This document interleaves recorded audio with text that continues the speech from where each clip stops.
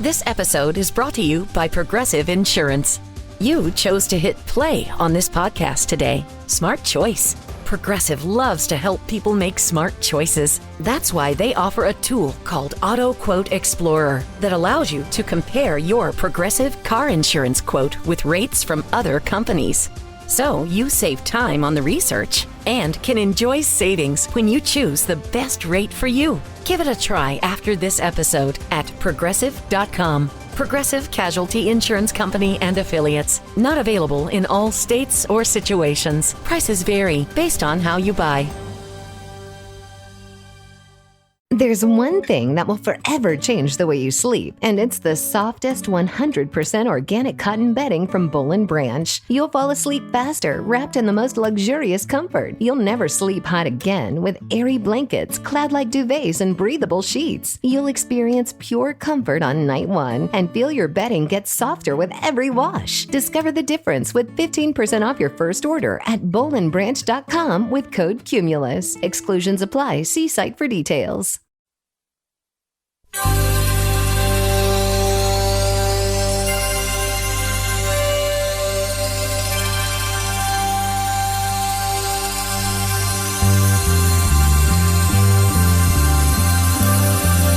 It's the Bob and Tom Show.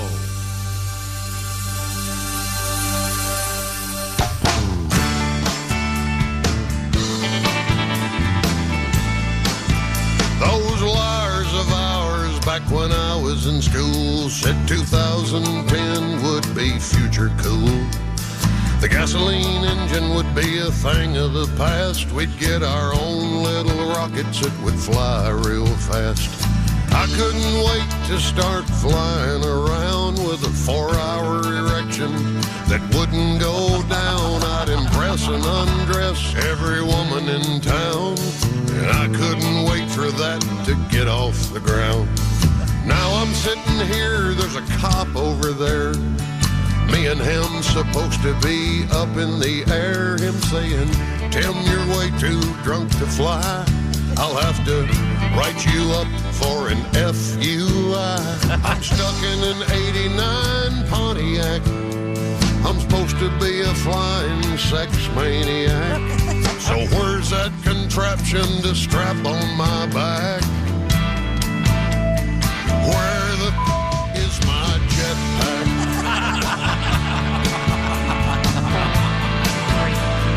Where the is my jetpack?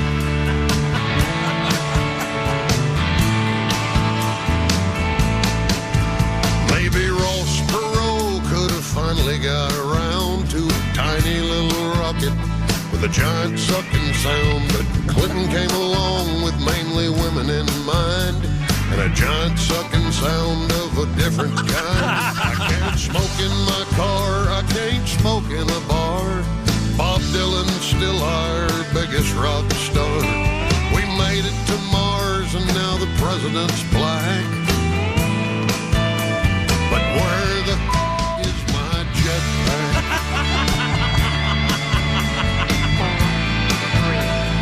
Where the is my jetpack?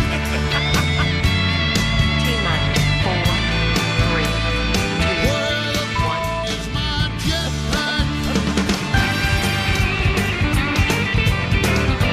That last one was pretty close. Hey, good morning, good morning, good morning. We're all in our faces with bright shining places. No, that's not right. Reverse that. Good morning, it's the Bob and Tom Show. Christy Lee will be at the news desk. There's Josh Arnold. Hey. There's Ace Cosby. Hey. There's Willie Griswold. Hey, man. I'm Chip McGee, and I had too much sleep last night. Ever been in that camp? And here's Tom. I feel groggy. Can I trade with you? Yeah, out on me too. out on my feet. Yeah. Well, it had been a long time coming. Mm-hmm. But what I did was I turned everything in the bedroom, got everything all set. The lights dimmed. This is like, as you go to sleep, because it doesn't get dark around these parts until quarter to 11, 11:30 at night, something like that. 2 a.m. So I had everything, and I put on my sleep music, And then I just eased back. And the next thing I knew, it was 12 hours later. Yeah. No, Nicely it was something done. else. I slept, I want to say 6.5 hours straight, which is unheard of from this. Really? Wet the bed? I did not wet the bed, no. Did you get up at all to pee? I got up after 6.5 hours. Okay. Nicely No, done. I mean sleep out, unconscious. Good. Chick, I don't 6.5 sleep. hours. I don't sleep great, but don't most experts say that 6.5 should be kind of the standard, and if not, kind of the minimum?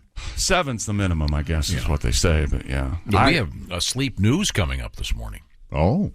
I sleep 2 or 3 hours, wake up screaming, sleep another 2 or 3 no. hours, wake up screaming every night. Well, now, this is not applicable to you necessarily, but there is a new term out there from the American Academy of Sleep Medicine. Yeah. That's got to be a great place to work. Makes you tired. No, Yawn a lot. You're late all the time. Hey, look, Yeah, what do you want? I was studying. I'm doing research. I got finals, man. I'm cramming. The American Academy of Sleep Medicine has coined the term sleep divorce. You know what that is, Josh? I do, yes. It's when a couple decides they're going to sleep in separate beds or bedrooms, and it's one of those phrases that marginalizes the actual pain of divorce. Nobody, my kid is cutting themselves. Why? We're going through a sleep divorce. Can we not call it anything else? You seem bitter. Well, I just don't like phrases like that, like chocoholic. Yeah. Oh, yeah, you're addicted to chocohol, are you? Yeah. There's like alcohol, only for chocolate. There's It's a not whole really trend like. of oh, these things are so good. It's just like crack, is it? Yeah, is that right? It destroyed a whole community. Is that so? Yeah, remember that Hershey's thing we had? Oh, that was horrible. Yeah, too much chocolate ran over that kid. Yeah, okay, he's going to be okay. Yeah, I think he'll be fine. Have the Sunday. See, now what, ladies and gentlemen, what just happened was we were having a nice conversation. We got hot. Is what And happened. someone took it too far. Yeah, I didn't create this term. It's from, once again, the American Academy of Sleep Medicine. You mentioned finally getting some sleep. Which Yes. And in fact, I think sleep divorce, so-called sleep divorce, leads to less actual divorce. Well, that's studies have shown we'll that. find out. Yeah, it's about sleeping in separate beds, like 1950s television people. I think Yes. instead of news reports, I think they should only have experts on all the time who have gone through whatever they're talking about. You know what I'm trying to say? do you want to Like weigh in here? I would say that in my experience, if you start moving into houses with separate master suites, you're going to get divorced. That's all I'm going to say. In your experience, let's face it, you move into any house with anyone and you're going to get divorced. Thank you, Ace. Well, Oh, from the two relationship winners. That's right. You're right. I can't argue with anything you've said so far. Sure, I'm an awful person, Chick- evidently. I get it. If you get the house and there's two master main bedrooms, whatever they're called, is there one that's secretly better? And in my head, is it always the Oh, woman yes. that Oh, secretly yes. gets? Oh, She has a yes. bigger closet. Oh, she yes. has nicer. Yeah. Yeah. Okay, perfect. Yeah. That's all I thought. I'm glad I figured it out. yeah. Yeah, and let's see. I don't want to get into this, but the term is that you can't say master suite anymore. What is it again? What they changed? Primary The bedroom. primary bedroom. Yeah. It's unbelievable. The political correctness of everything. Can't say walk-in closet. because- Why? I'm not kidding. I read an article about it because that apparently is offensive to disabled people. I was going to say, if you could have. Now, my say, dad was in a wheelchair for many, many years. I'm pretty familiar with wheelchair etiquette. He would have thrown his cane at somebody if If they you could got say mad about that. roll in closet, that might even be a bigger closet. Rolling. Right? Well, yeah, It takes more room to turn a wheelchair around than Yeah. turn around in the closet. It has gotten ridiculous. you can't win. Is the So what do you Last night call when I was primary baiting, it kind of ruined the whole experience. Well, in any event, we'll find out about so-called sleep divorce. I think it is a terrible term, but I do think that for many people, separate beds or bedrooms is a great idea. Well, for people like us, especially who get up so early in the morning, you don't want to wake up your partner. You're tiptoeing around. Yeah, that's the thing is, Yeah. I am always tiptoeing. I get dressed with this, What with do you my guys little do? light like No. this, going. Yeah. You Yeah. pay the bills. No. They should be so lucky to be in your bed. Every morning. Tom, have you ever been more proud of your son? Than I? Christy, you should go. Mama's got to go to work, and you turn on a workout playlist loud as can be. No, and he's got to God, lay there no. and suffer through it because you're the breadwinner, Mama. It kind No, of sucks for she's a everybody, doesn't breadwinner it? too, but Women no. don't want to sleep with men because we snore, we have night farts. Yeah. We can accidentally slice you with a toenail every now That's and again.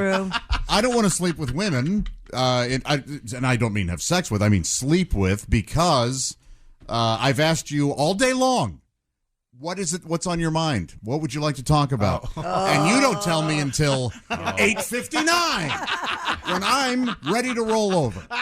Yeah, there's that. Yeah. Well, my sister, she goodness. called me today. She's mean when she talks to me. Women, well, Christy, why do you do that? That's Tell- a great. I don't. Josh, I've got a couple of ways out of this. One of them is you point to this ear and go, "This is my bad." Depends which side of the bed you're on. "This is my bad ear. I can't hear you." That's a classic. That works. It doesn't. I just do it all the time. You've been using lawyers as an excuse for years. Now that you have a legitimate medical problem, we might never talk to you again. Yeah, it's He's always used that with us. He's always, if he doesn't, my lawyer said, legally, or medically, and then he fills in whatever he doesn't want to do. It's brilliant. I've only recently started doing it, and it really, really works. yeah. I'll forward you the bills, by the way. The sleeping thing is interesting, and Are you trying to tell me that there are really things that you've told me that you can't do, and because your doctor or your lawyer has said you can't do them? Oh, sure, That's absolutely the truth. Yeah, absolutely. I don't believe you. I don't believe there's a man alive that could tell you if you wanted to do something, they would tell you can't do that, and you would go, "Oh, I can't? Okay, no problem." I don't believe that would ever happen. If you wanted to do it, you'd do it. I don't know. My heart doctor's kind of convincing. Really? 38 ounces of caffeine Yeah. before you even get here? Chick, Decaf, my friend. I don't if we believe found you. out that he had a, if we an found out absolute he had a liar. secret apartment somewhere in town, and sometimes when he said he was going to an appointment, he was just going to the secret apartment to take naps and watch the Bear Sure. and read the Left Sets letter. Yeah. You believe it, right? Hell yes, I'd believe it. I'd be thrilled. Yes. I'd be like, good for you, man. Has a recliner. The man doesn't even own a I heard recliner. he got here early one morning and took a nap. I wanted to throw a parade. I was like, yes. Good job, man. Yeah, every once in a while, that's kind of fun.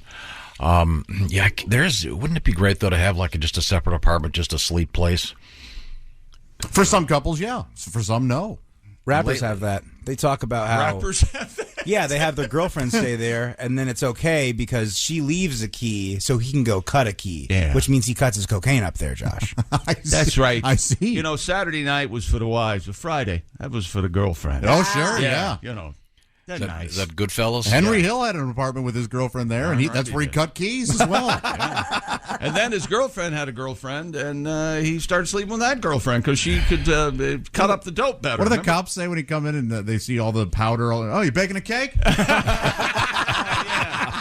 What is it? It's a class reunion. Oh, yeah, you know everybody, don't you?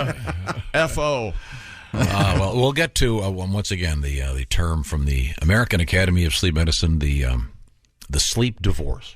Okay. If you sleep in a separate bed from your partner, send us a note and tell us why and how it's working. Bob and Tom at bobandtom.com is the way to go. We'd love to hear from you. Also, we have a couple of notes about the extra stitch. How did that come up yesterday? Josh running this crap. I believe he disguised it as a joke. There's a thin veil. He said he wanted to joke with the doctor. No, I have no interest in doing that. I can't imagine. My point was essentially that I can't imagine that ever going over with anyone in the operating room. Oh, that's what we were talking about. A woman giving birth, and then the guy looking at the doctor going, "Hey, when you stitch her up, how about an extra stitch or two there?" They don't. Guys have told me they've said it, and I just don't. I don't know that And then buy I it. got that. That to me is one of those things that they've heard 100 times. It's like a really old joke. Know your audience, The man. husband stitch. No one's laughing. We have a number of notes on that topic from folks out there. Right now, let's talk about the summer. Summer, it's the best time to have great times, and you don't want to waste your time. That's where HelloFresh comes in. maybe a few times a week. How about just grabbing a box? The food is already in there. It's fresh, farm-to-table stuff. You picked it. You didn't have to go buy it, though. You didn't have to go to the grocery store and walk around with a cart and that list or checking your phone. No, HelloFresh does the shopping. They do the measuring. You put it together. They even give you cards with pictures. So if you don't know the difference between a pomegranate and a watermelon, you can go, wait a minute, this goes here. They've measured it, ready to go. And, of course, it's farm-to-table stuff, so it's famous for their freshness, hence the name HelloFresh. Willie, what have you been working on over there? Y'all, check out the bruschetta chicken with mozzarella crust, bacon, mashed potatoes, and broccoli. HelloFresh sends you 10 ingredients. You put those together in 6 easy steps. In just over a half hour, you have this delicious, colorful chicken dinner that you made at home with help from HelloFresh. Some of the stuff takes just 10 or 15 minutes. They've got some great new stuff, crunchy curried chickpea bowls or creamy dill chicken cutlets with green beans and potatoes. I'm getting hungry reading about this. And you've got 40 options every week, and you can switch the proteins around, have some fun. They've got everything from vegetarian over that way and way over this way to good old-fashioned comfort food. You make the choices. Have some fun. It's a great way to teach the kids to cook, by the way. Again, they've done the shopping. They've done the measuring. It's all right there. And the secret of those little packets with spices, check it out. They got their best offer ever, 50% off and free shipping. BT Show 50 is the code. The 50 stands for the 50% off. HelloFresh.com/BT Show 50. You'll need the code a couple times. So remember, BT Show 50 at HelloFresh.com. And by the way, it's great for date night, Josh. Yeah, it is. Like a glass of wine, we're going to make I call it Josh Cordon Bleu. Yeah. I made up the name, but everything else is great. And it's fresh from HelloFresh. Coming up today, the opposite of that would be the fresh corpse flour. Have you heard about this thing? Of course. Is it that time of year? It's that time of year. A couple of them. Okay. And they really stink. They smell like a rotting corpse, and they're in the news. This is the Bob and Tom Show. This episode brought to you by Progressive Insurance. Do you ever find yourself playing the budgeting game? Shifting a little money here, a little there, and hoping it all works out? Well, with the Name Your Price tool from Progressive, you can get a better budgeter and potentially lower your insurance bill too. You tell Progressive what you want to pay for car insurance, and they'll help find you options within your budget. Try it today at Progressive.com. Progressive Casualty Insurance Company and Affiliates. Price and coverage match limited by state law. Not available in all states. Are your ulcerative colitis symptoms proving difficult to manage? Tremfya guselkumab can help you manage the cycle of UC symptoms. At 1 year, many patients taking Tremfya achieved clinical remission, and some patients also achieved endoscopic remission. Individual results may vary. Tremfya is a prescription medicine used to treat adults with moderately to severely active ulcerative colitis. Serious allergic reactions and increased risk of infections may occur. Before treatment, your doctor should check you for infections and TB. Tell your doctor if you have an infection, flu-like symptoms, or if you need a vaccine. Ask your doctor if Tremfya can help you manage the cycle of UC symptoms. Call 1-800-526-7736 to learn more, or visit TremfyaRadio.com. Welcome back to the Bob and Tom Show. Christy Lee at the news desk. Hello. Yes, gentlemen, she is wearing a pearl necklace today. Is that Well, right? that, And Christy, is that giraffe print? I don't know. Is it Yeah, what the hell is Looks that? nice. some kind of animal print? I think it's cool. Thanks. I'm wearing a T-shirt and a... What is this? A Jacket? Yeah, you look cool Jacket. too, man. Dumb. And there's Josh Arnold. Hi, He's everybody. here. Yeah, there's Ace Cosby. Gee. There's Willie Griswold. What's up? Pat Godwin on the road. I'm Chick McGee. Here's Tom Griswold. Pat Godwin had the first of several shows last night in beautiful Sarasota, Florida. At McCurdy's, he is recording his new television special. We'll give you the details on that. It's Life with Pat. If you're around, go check that out. Now, a couple of things we have to get to. First of all, tomorrow we'll be coming to you live from Dayton, Ohio, the birthplace of aviation. We'll be at the Tank inside the Dayton Arcade, a classic building. We'll have some great guests, Duke Tomato and the Power Trio, and comedian Roy Wood Jr., all joining us tomorrow. You can too. Hope to see you there, or hope you're listening tomorrow for that event. Now, we were talking about a couple of interesting things, including coming up a news story about something called the sleep divorce from the American Academy of Sleep Medicine. Right. And this is essentially they're using the term meaning sleeping in separate bedrooms. Do you want to do the story? Go ahead. You got the story there? As I started to read something else, I did have it. Here it is. A recent survey has found more than a third of Americans have so-called sleep divorce. According to the poll from the American Academy of Sleep Medicine, many couples sleep in separate beds from their partner to get a better night's rest. It breaks down like this. 43% of millennials, 33% of Gen Xers, 28% of Gen Z, and 22% of baby boomers sleep in separate beds. I would think it would be the opposite. I would too, but wouldn't you think more baby boomers would be in separate beds? Yeah. No, I think they grew up more traditionally with you don't do that. Really? Sure. What? Yes. Yeah, but I think older people have a harder time sleeping, though. I've been in relationships where that was the case, where we slept in separate bedrooms. And that one ended in divorce, but I don't think that was the reason. Uh-huh. And then there was another relationship where I had where we slept in separate bedrooms, and that was the beginning of the end. But then I've been in a relationship where I couldn't sleep unless she was in the bed. Or I slept better when she was sleeping with me. Mm-hmm. So I don't know. I think this. That might be a personal preference for you. Yeah, I think this is like everything. It's different things for different people. Right. And it's still the minority who are doing it. Right. Oh, you mean non-whites? What do you? Yes. Jesus. Oh, okay. Non-white, non-cisgendered. 33% of those polled reported going to sleep at a less desirable time to accommodate a partner. 42% said they do not adjust their sleep routine, though, for their new partners. And 18% wear an eye mask. 15% use earplugs when sharing the bed. Okay. What percent wear an eye mask? 18. This is a true story. That seems very high to me. Do you ever wear an eye mask, Josh? No, isn't but I bet that's primarily female. Yeah, I know a lot of women that do. The last big-time house I moved in a legal entanglement. Uh-huh. About 3 months into the marriage, I walked to that side of the house, and I went into the bathroom, and it was twice the size of my bathroom on the other side of the house. But anyway, I said, "What's this door go to?" And she said, "Oh, that's the toilet." Oh my gosh! I had no idea that she had a special. They have right. a water closet, right. a literal water closet right. is what they call it. Mm-hmm. Yeah, I had no idea. Did that get to you? It was like 2 or 3 months. Were you jealous? I wouldn't describe it as jealous. Was my emotion when she wasn't around? Did you go there and do a quick? I could have taken her hairbrush and rubbed it in my ass crack. No, I meant did you make use of the water closet facility? No, I did not. Never. No. Well, that whole thing, that whole deal, was like a magic trick. I didn't see anything until, if we were going to dinner. It was like, okay, I'm ready. And I had no idea how it happened or if there was a shower over there or whatever, but it all just happened. Yeah. Huh. I think that can be a positive. Totally separate. It could. I guess it can be a positive.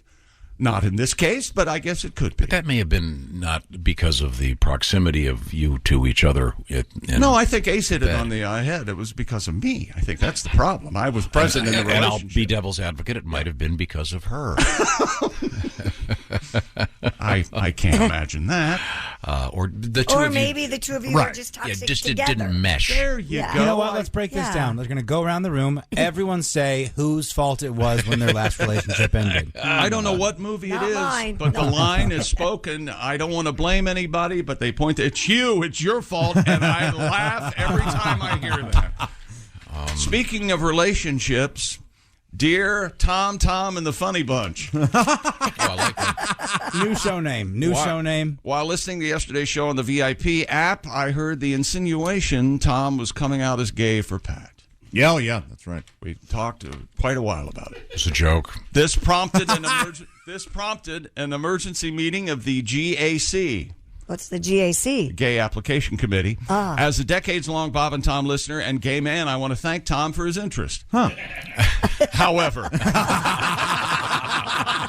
you guys are busy. You got a lot going on. You don't need to add him to the party. We believe our community has plenty of struggles without adding a Griswold.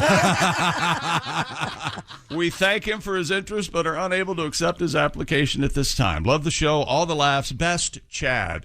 I have a request, Mr. Obvious. Well, I had just mentioned that if I were gay, you guys suggested I get together with Pat, and I said I thought I could do better, and that resulted in... Yeah. Right.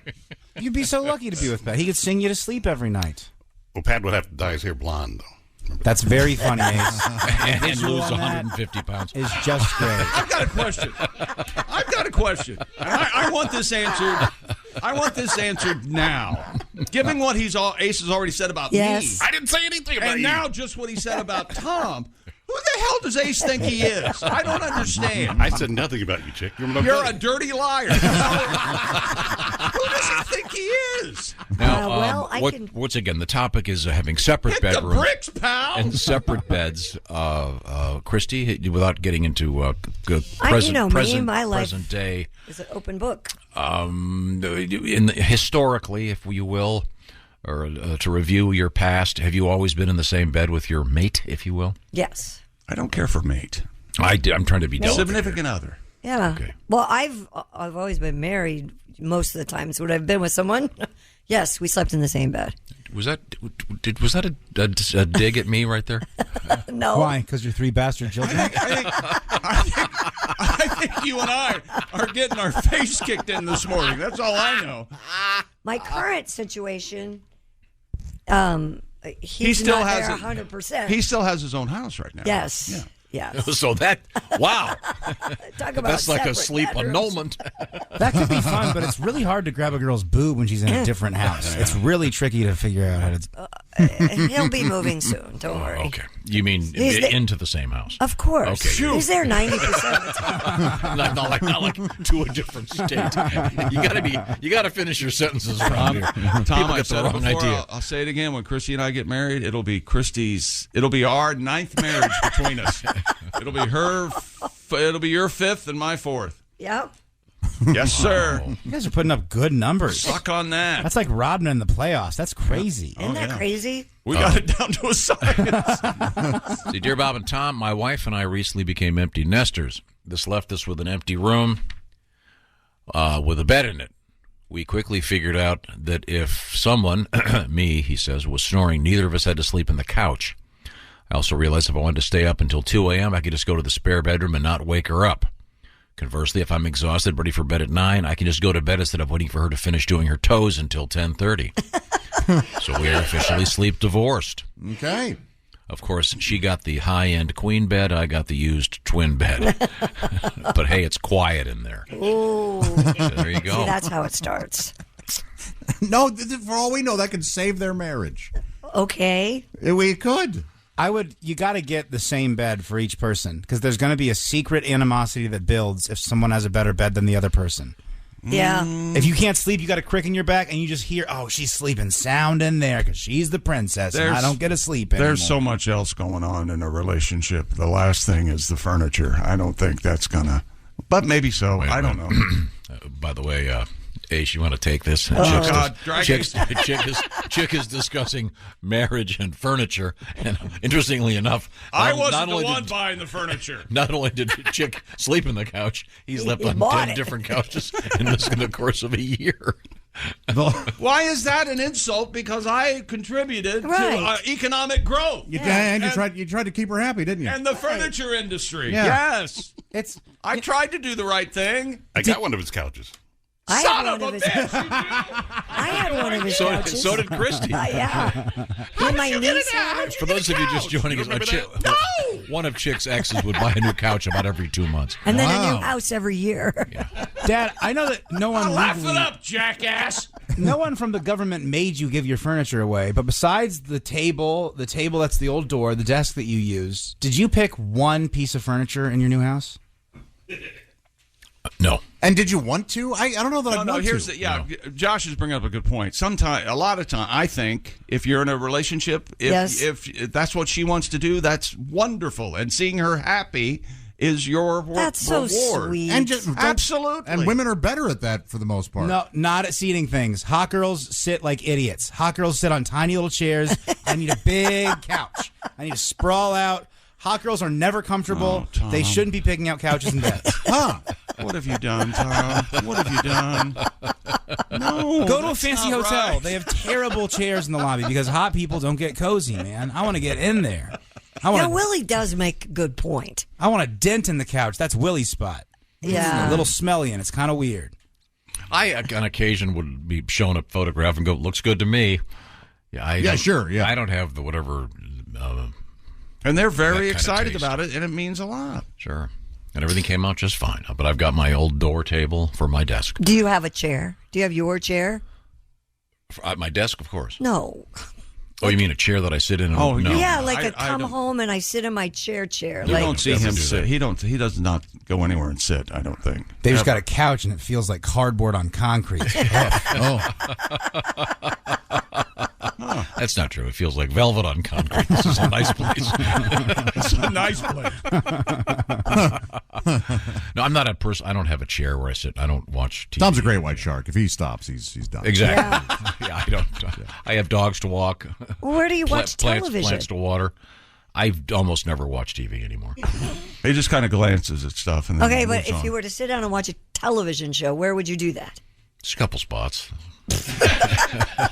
Christy, there's a couch in the living/kitchen area, and there are 4 chairs outside by the pool that the girls watch TV at. That's a great spot. And those chairs are awesome. Yeah, those are great the job best. on those chairs. Oh, those chairs must have been picked by some ugly designer that was working with you guys, because those are cozy.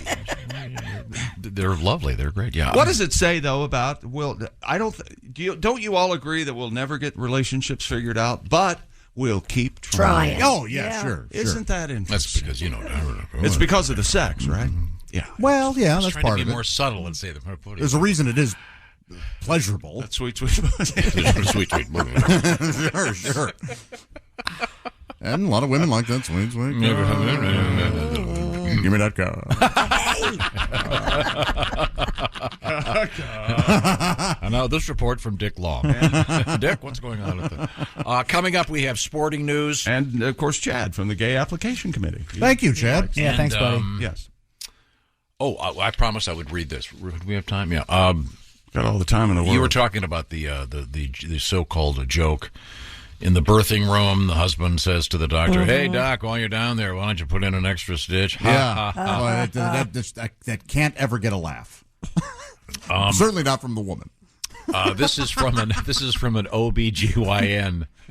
When someone says, "Hey, can you put in an extra stitch for me, doc?" I say, "I always do that for the little guys." Hilarious. Yes. Zingo! Jason's written in from Texas. He says his wife's doctor is the one who said, he actually said, "Hey, you want me to put an extra stitch in for you?" And we've all had a doctor or two that's the funny doctor or whatever, which sometimes is not helpful. Not now, doc. Oh, God. Let's see. My friend's wife had just given birth and was getting stitched up. The doctor looked at him and said, "Let me guess, you're going to tell me to put extra stitches in." He looked at him and said, "No, leave a couple out. I'm tired of her screaming all the time." God. By the way, P.S. his wife was not amused. See, that's the thing. Thank you, Scott from Pennsylvania. Kiss your wife on the... look, I've never been in a birthing room, but I imagine you kiss your wife on the forehead, and you're probably crying. You get her some ice or whatever, and don't make jokes about her vagina.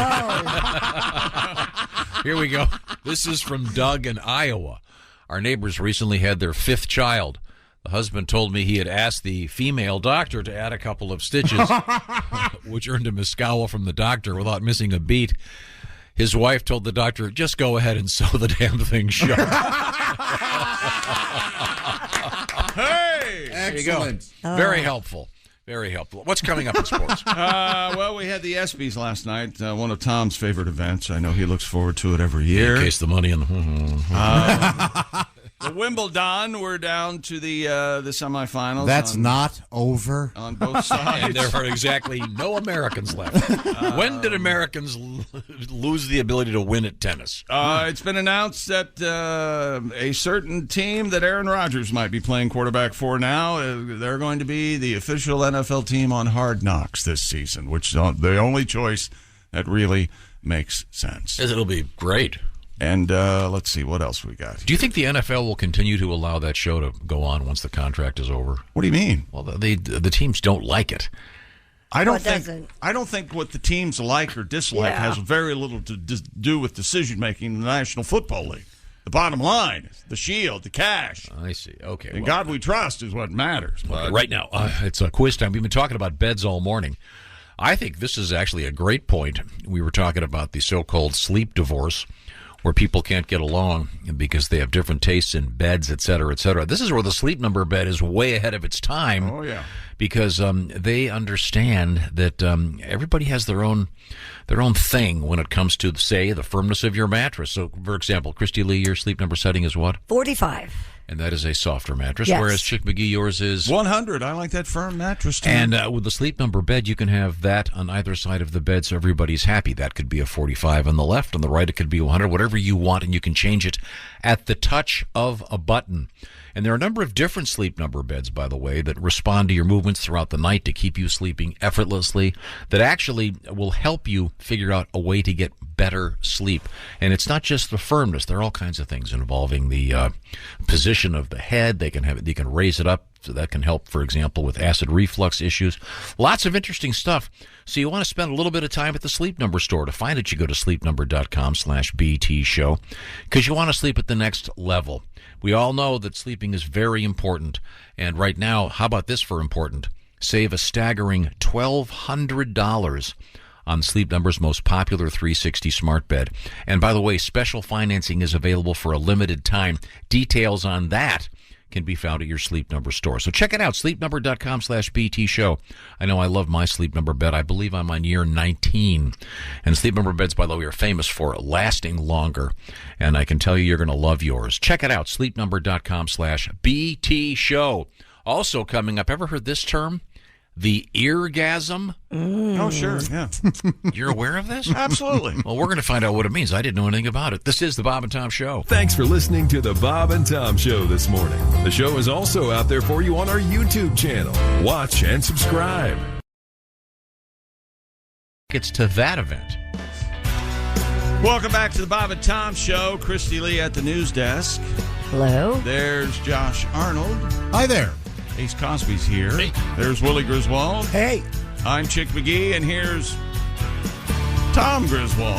Hello, Tom. Tom, you received some sad news earlier when a representative from the Gay Application Committee That's right, Chad, yes. has announced that you've been denied. Well, I was thinking, you were saying if I were to go gay, would I hook up with Pat Godwin? And I said I thought I could do better. Yeah. That resulted in poor Pat being upset. Oh, I bet. Sure. Pat's not here, by the way. He's at McCurdy's in Sarasota, Florida, taping his television special, or recording it, I should say. Sure. Frank has written his. He says, you just heard about the gay application for Tom.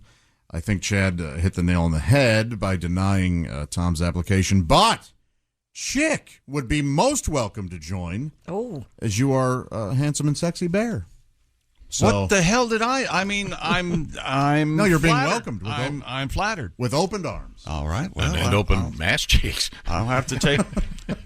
I can see why they denied him? Passed on your application. Yeah. Yeah, and you'd make it all about yourself. You'd insist the G in LGBTQ stood for Griswold. It'd be a real ego thing for you. This email's from Leslie. Man or woman? I'm not sure.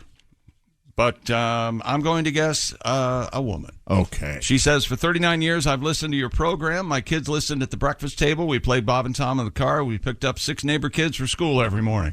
We sang with toast and orange barrels. And July 13th, 2023, I am retiring. Oh, wow. You have gone to work with me every morning since the 80s. If you ever question why you do what you do or dread coming in on a cold Indiana morning or a hot summer morning or... Any morning, really. Any morning, really. In any state. I know you're going to walk in here and you're going to get insulted by Ace. I mean, I can see how you brings feel. it for some know that you bring joy. I laugh in the car. I repeat stupid jokes. And unfortunately, I, relate to Tom way too much. Thank you, man. Thank you for sharing your talents. I'm heading up to Michigan to see what all the fuss is about. That's from Leslie in Terre Haute. Well, congratulations to you, Leslie. When she said she was retiring, did anybody else think that the show is just so bad today that she goes, I'm out? I'm done. No, she must have heard last Wednesday's show. Sorry, we're still apologizing. Oh, man, Wednesday, right? Yeah, you come off a 4-day weekend. Yeah, come on. None of us can get it together. Why don't we just do a letters segment right now?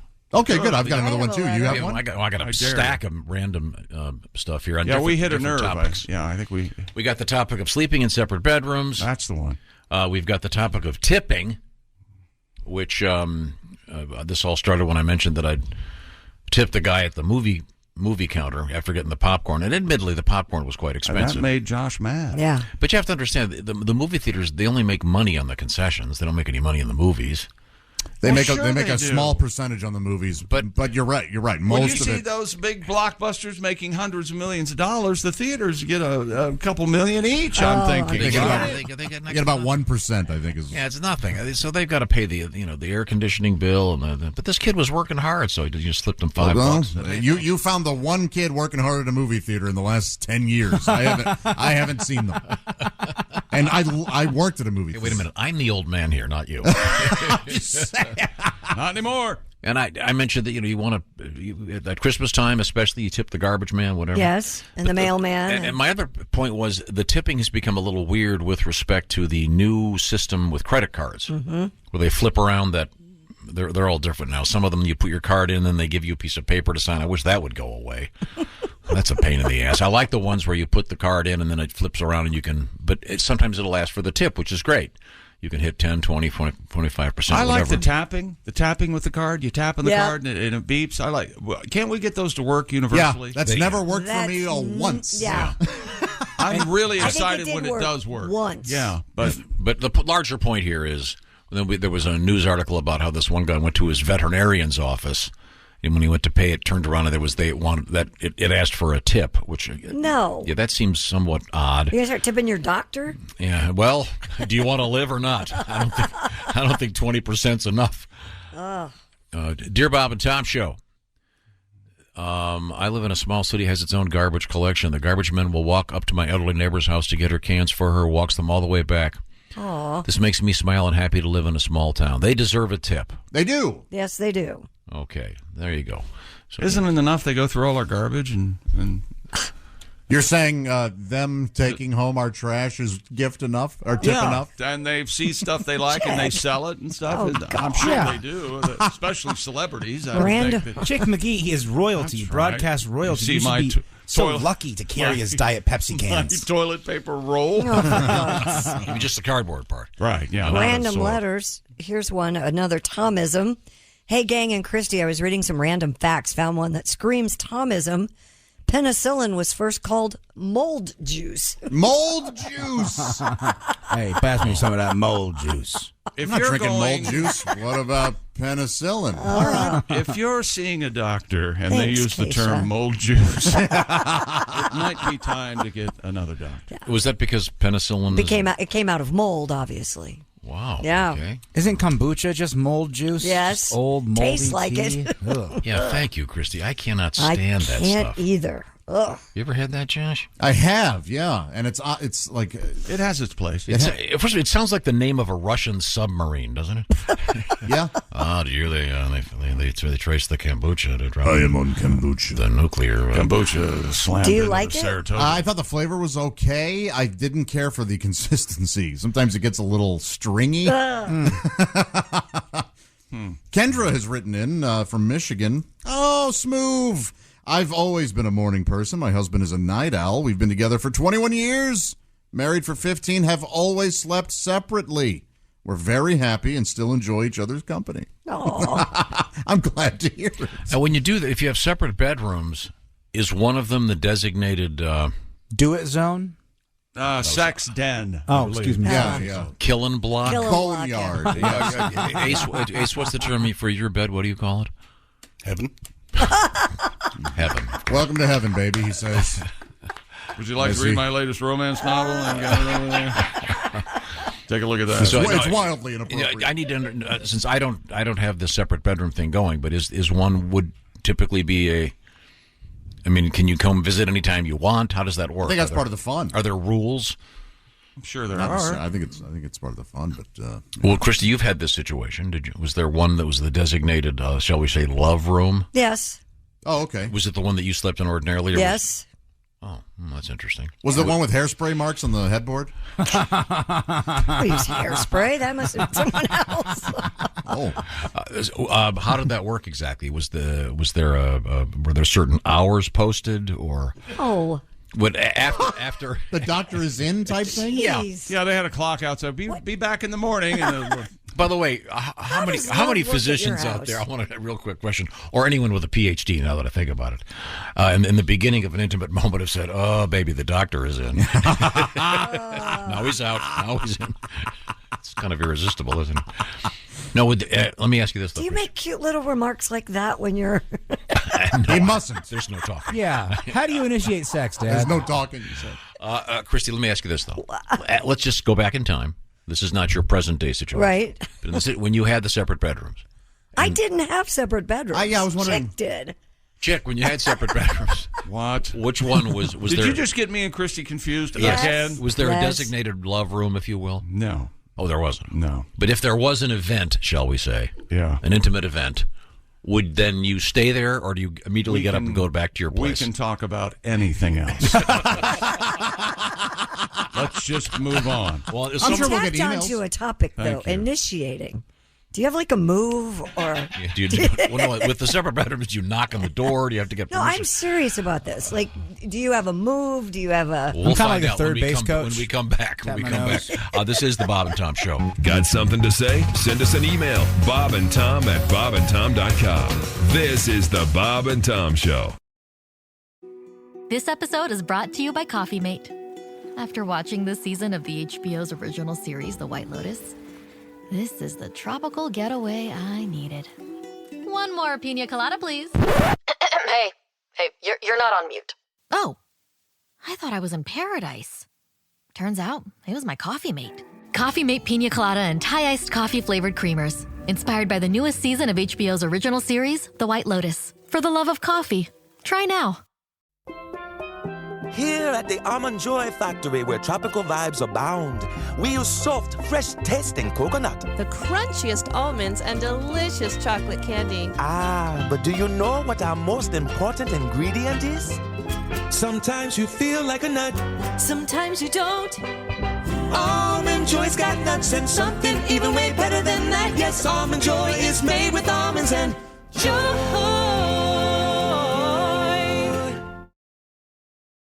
Window Nation. Welcome back to the Bob and Tom Show. Christy Lee at the news desk. Hello. There's Josh Arnold. Hi there. There's Ace Cosby. Hey. Willie Griswold's here. Pat Godwin on the road. I'm Chick McGee, and here's Tom Griswold sneezing. Sorry about that. Man. Excuse me. You all right? Boy, that one really got you, The huh? International Snot Society. Your glasses are slightly askew. You looked dazed. I'm fine. Welcome back to the program. We have a lot of different things we're talking about at the same time, of course, including this news story about what they're calling sleep divorce at the American Academy of Sleep Medicine. Suppose they have a big office, and are there beds? Are there beds in that? You can take a nap anytime you want. Wouldn't that be great? Yeah. They're saying that more than a third of Americans have a so-called sleep divorce, meaning that couples are sleeping in separate beds.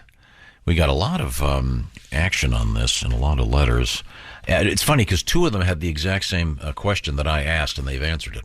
What, about the love making? Yeah. This guy writes, Tim writes, I've been married 16 years. We've slept in separate rooms for the past 10 years. She tells me I snore. I don't know what she's talking about. I've never heard anything. He goes, also, I get up at 2:30 in the morning and she's a light sleeper. We get along a lot better if I'm not waking her up. By the way, I've decorated my room like it was when I was single. That's one of the beauties of that. And he goes, when we have our intimate time together, sometimes it's a home game. Sometimes it's a road game. Yeah, that's got to be fun. Yeah. And then, let's see, this is another letter from Dan. I'm a 3 a.m. riser with a 4-bedroom house. The kids are gone, so it makes sense. I can go to my room and go to bed at my early hour, usually by 9. She can stay up as late as she pleases, not worry about disturbing me. You know, me, the breadwinner, writes Dan. By the way, date nights are a your place or mine or home or away game. See, that's got to be so fun. Can you imagine being in bed? Let's say a couple, a little stale maybe in their marriage, 55, 56 years old or so. They're in separate bedrooms. Yeah. He's got quite the scenario going and, here. They all of a sudden, zoop, zoop, I got a text, and you look, and it's your husband. You up? Isn't that fun? Wouldn't that be fun for a couple? And then she texts back, no, but our neighbor Bill is. and he keeps it up. And in. It's got to be fun. I like that home or away game. Yeah. So, you've never had the separate bedroom thing, Chris? No. Okay.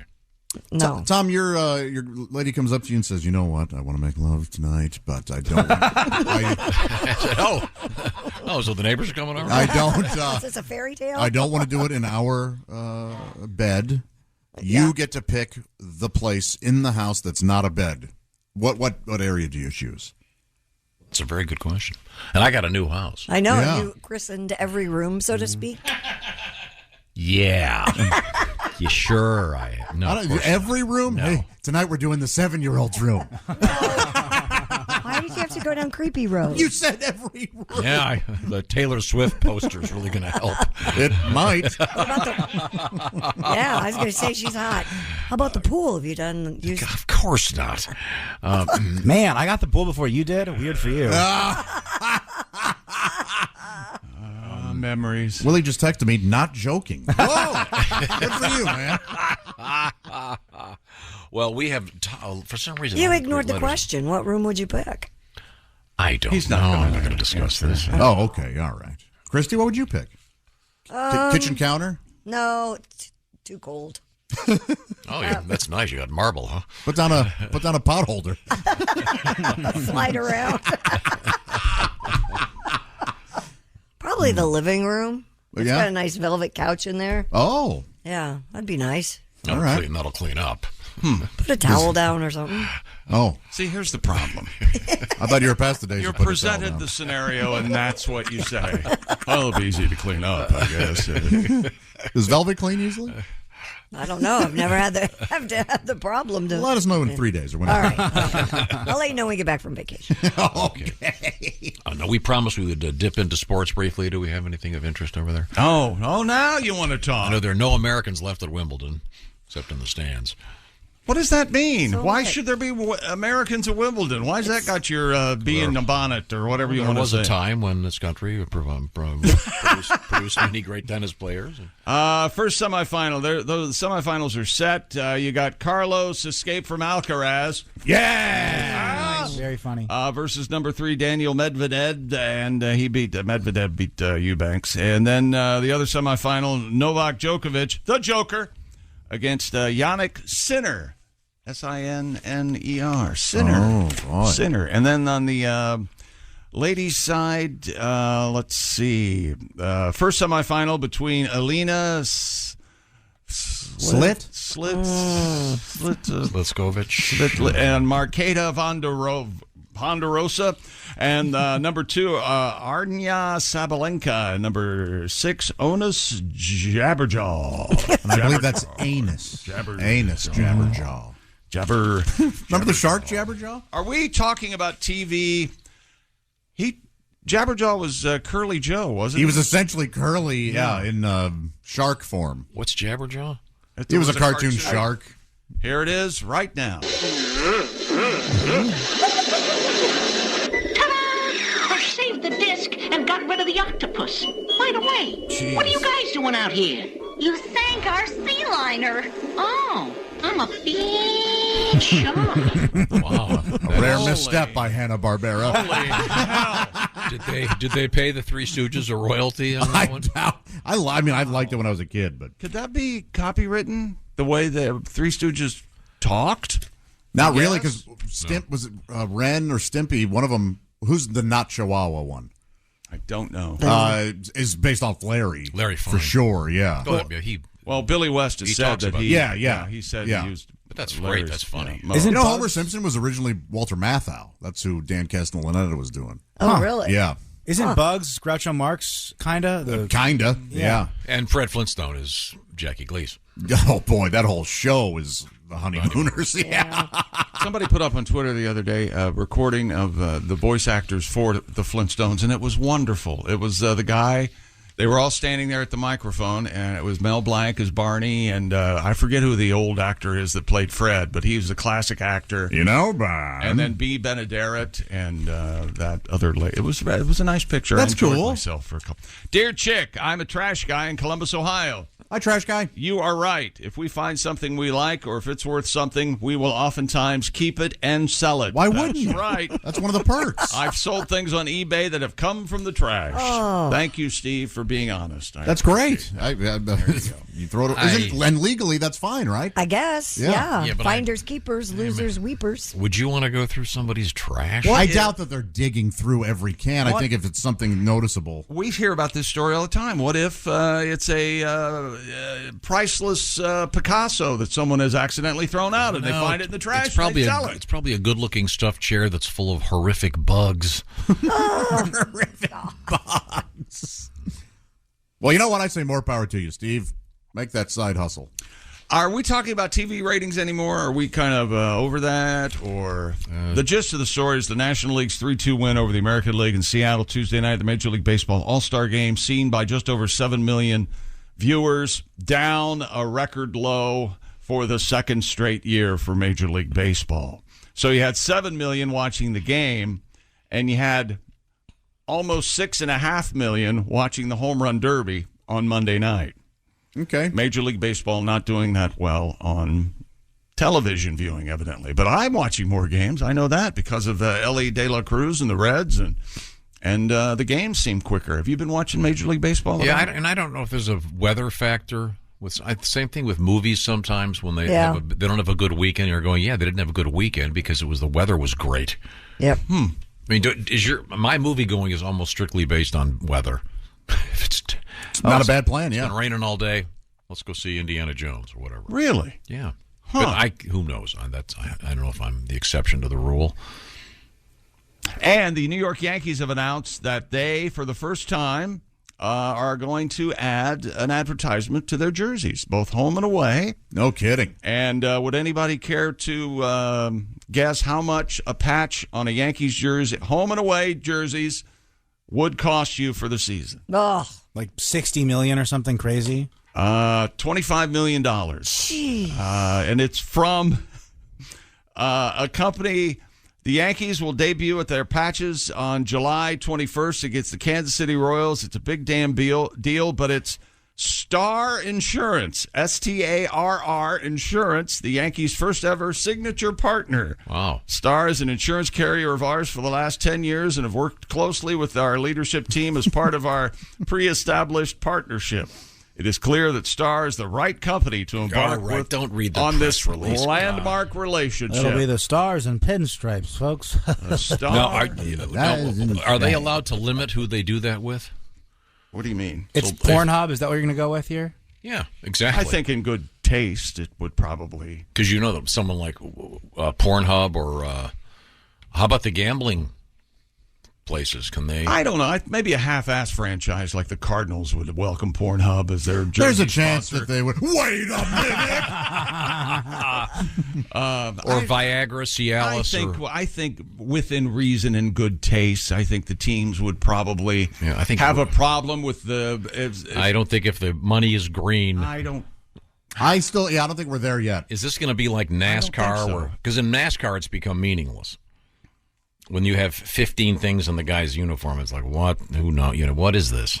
But I think if you just if they keep it lean and mean, it might work. I don't know, and I'm almost certain it's not going to be someone like Pornhub.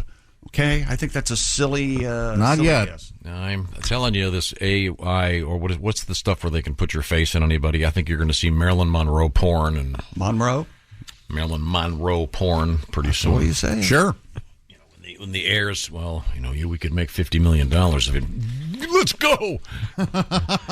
Johnny Watt and Marilyn Monroe. Everybody likes money. That's why you should like Raycon earbuds. Good point. Hey, darn right. You got to keep your eye on the bottom line. And with Raycon, you can get a pair and a spare if you want, and you'll still pay less than you would for some of those big-name hoity-toity tech brands out there. Raycon knows that nowadays you have to keep your eye on the bottom line, and Raycon offers buy now, pay later, an easy and free return guarantee, free domestic shipping, and flat fee international shipping, and 50,000 five-star reviews. And I haven't even told you about 8 hours of playback, crystal clear call quality, and water and sweat resistant. So go to buyraycon.com/Tom today. And only do they have a swell low price to start with, you get another 15% off your Raycon order. That's right. Buyraycon.com/Tom. Score 15% off your Raycon purchase. That's buyraycon.com/Tom. Got a nice letter here. Yeah. Hey, guys, I usually listen to your show on my Raycons, but today I had food poisoning. He wrote this yesterday. Watched you on YouTube when I got home from the doctor. It made my day. Thank you very much. And enjoy the Raycon earbuds. Well, thanks for the letter, Patrick. We certainly appreciate it. I hope you're feeling better. I like that. And, yes, Josh? I wish it was, he had written it as, yeah, normally I listen to you on my Raycons. Yesterday, I had food poisoning. I watched you on YouTube. I've never vomited so much in my life. That's not what he said. That might be amusing to you. The clause is mixed. We were just trying to say how much we enjoy the Raycon earbuds. Thank you very much. Oh, you were still doing the back. Coming up, we've got Al Jackson, comedian, and other delights. This is the Bob and Tom Show. Good night, itchy eyes. Good night, sudden sneeze. Good night to your symptoms of allergies. Xyzal is the allergy medicine you take before bed. It provides powerful relief while you rest your head. Not just all night, but all the next day.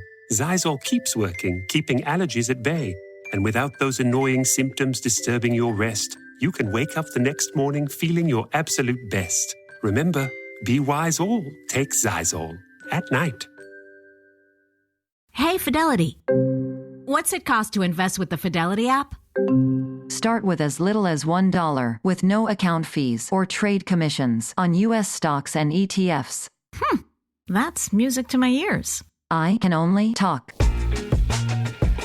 Investing involves risk, including risk of loss. Zero account fees apply to retail brokerage accounts only. Sell order assessment fee not included. A limited number of ETFs are subject to a transaction-based service fee of $100. See full list at fidelity.com/commissions. Fidelity Brokerage Services, LLC, member NYSE, SIPC. To the Bob and Tom Show. Christy Lee at the news desk. Hello. There's Josh Arnold. Hello. There's Ace Cosby. Hey. Willie Griswold's here. I'm Chick McGee, and here's Tom Griswold. Hello, Tom. Thank you very much, Chick McGee. You're Special welcome. edition of the Bob and Tom Show tomorrow. Coming to you live from the birthplace of aviation. I'm talking about Dayton, Ohio. We will be at the classic Dayton Arcade live from the tank with a couple special guests, Duke Tomato and the Power Trio, and comedian Roy Wood Jr., longtime friend of the show. We certainly look forward to that. Coming up later on this morning on the show today, it'll be comedian Al Jackson. And right now we are going to return to the sports page. Is that correct? Prisoner. This is a news story, Tom. Here we go. Prisoner suspected of stabbing Larry Nassar at a federal penitentiary in Florida said the disgraced former sports doctor provoked the attack by making a lewd comment while they were watching the Wimbledon tennis match. That's according to a person familiar with the matter who spoke to reporters. Court records show the inmate, identified as Shane McMillan, previously convicted of assaulting a correctional officer. Apparently there was a dust-up there, and Nassar opened his trap. Wouldn't the reason for stabbing Larry Nassar be that he's Larry Nassar? He's Larry Nassar. Yeah. Do you really need an excuse? Apparently that didn't help any, that he would open his trap during the Wimbledon match, and hey, look at the jugs on her, probably something like that. Could have been triggered by the term 15 love. That could have just reminded him of Nassar's crimes. That's the joke of the day right there. See 15. Oh, good. Hello, Bob and Tom Show.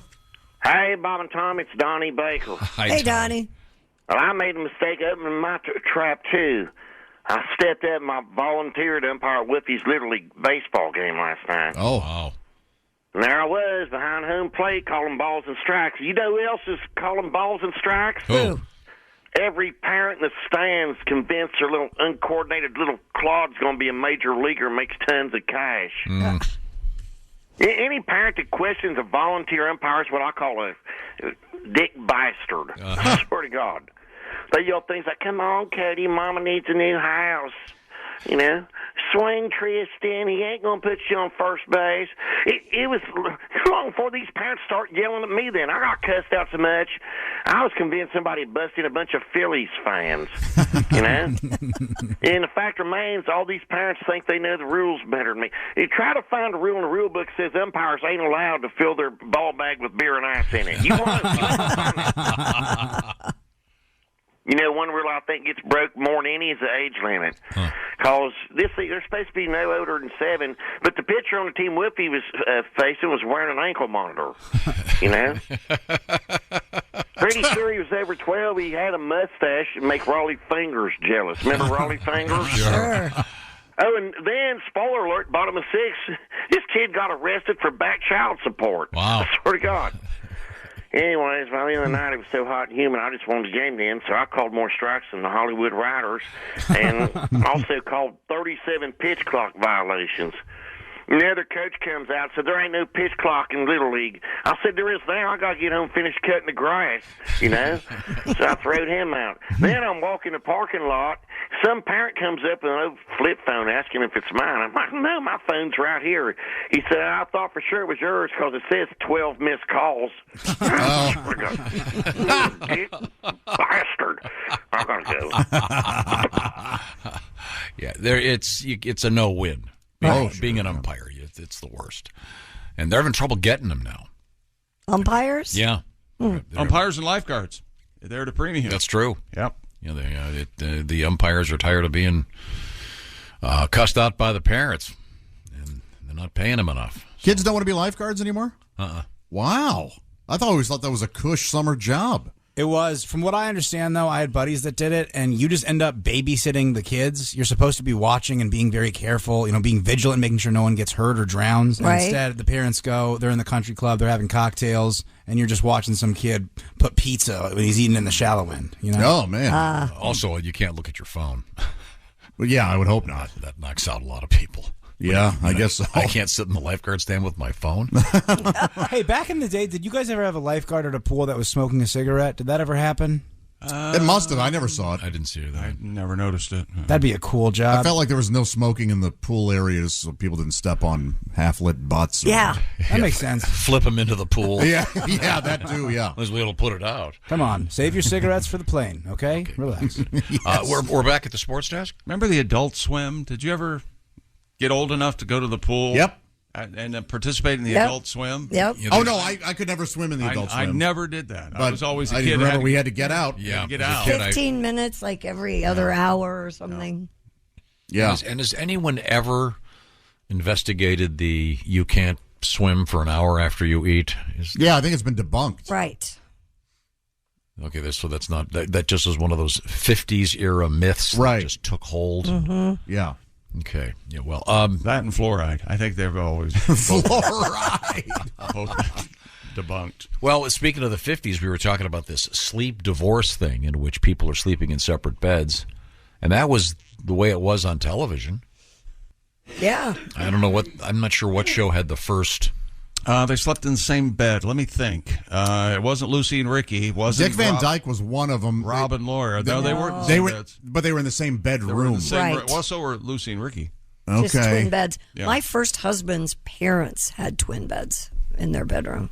Really? Yes. Wow. Well, that's sick and And wrong. he was adopted. You make your own call. Oh, wow. Yeah. Did you ever stay over at their house? Wow. No. Are you kidding? I'm guessing you don't see those people very often. No, it'd be hard. I'm assuming that they're. That'd be an awkward visit. You'd need a backhoe. Yes. Well, I mean, if they were alive, would you go visit them and say, "Wow, that was some we of were the never best close years." to begin Yeah, with. there you go. Nice. That's Yeah, they were a very interesting couple. She was definitely like Yes. Mrs. Cleaver, if you will. Pearls, the apron. Was there an Uncle Bruce who would visit every I now don't and again? know. I didn't ask. Or an Aunt Dolly. Yeah. I'm sorry. Back to sports. Dolly. Stupid world record. I don't know. I just come in and I'm here and I try to be a reasonable facsimile of myself. Ready? A family in Pakistan has broken the Guinness World Record for the most family members born on the same day. This is a great record. All right. The Mangi family, M-A-N-G-I, consists of 2 parents and 7 children who all share the same birthday. Father Amir, Mother Kudeja, and their children, aged 19 to 30, all born August 1st. The date is extra special for Amir and Kudeja, mom and dad, as it's also their wedding anniversary. Wow. Exactly 1 year before their eldest daughter was born. I'll do the math on this. December 1, right? If everyone was born on August 1st. Help me with this, Christy. You've gone through this cycle. So August is the 9th month. 8th month. Is it? Yeah. Yeah. 8th. Yeah. 9th month? September. So in other words, how many months are there? 12. So they're conceiving in December, Christmas. Yeah. Right. It's actually 40 weeks from conception. Now we got a math problem. I'm sorry. But I mean, so they've apparently got some kind of well-regimented. Yeah, something they're doing. Either her ovulation or whatever. They can also induce these days. So yeah, that's true too. If you keep reading, it says. Why would I keep reading? The story was boring to begin with. What is stopping you from unloading on him? You'd unload on me. No, Josh is onto something with this one. Is there any sets of twins? Would that make it a little easier? Yeah, okay. that makes it easier.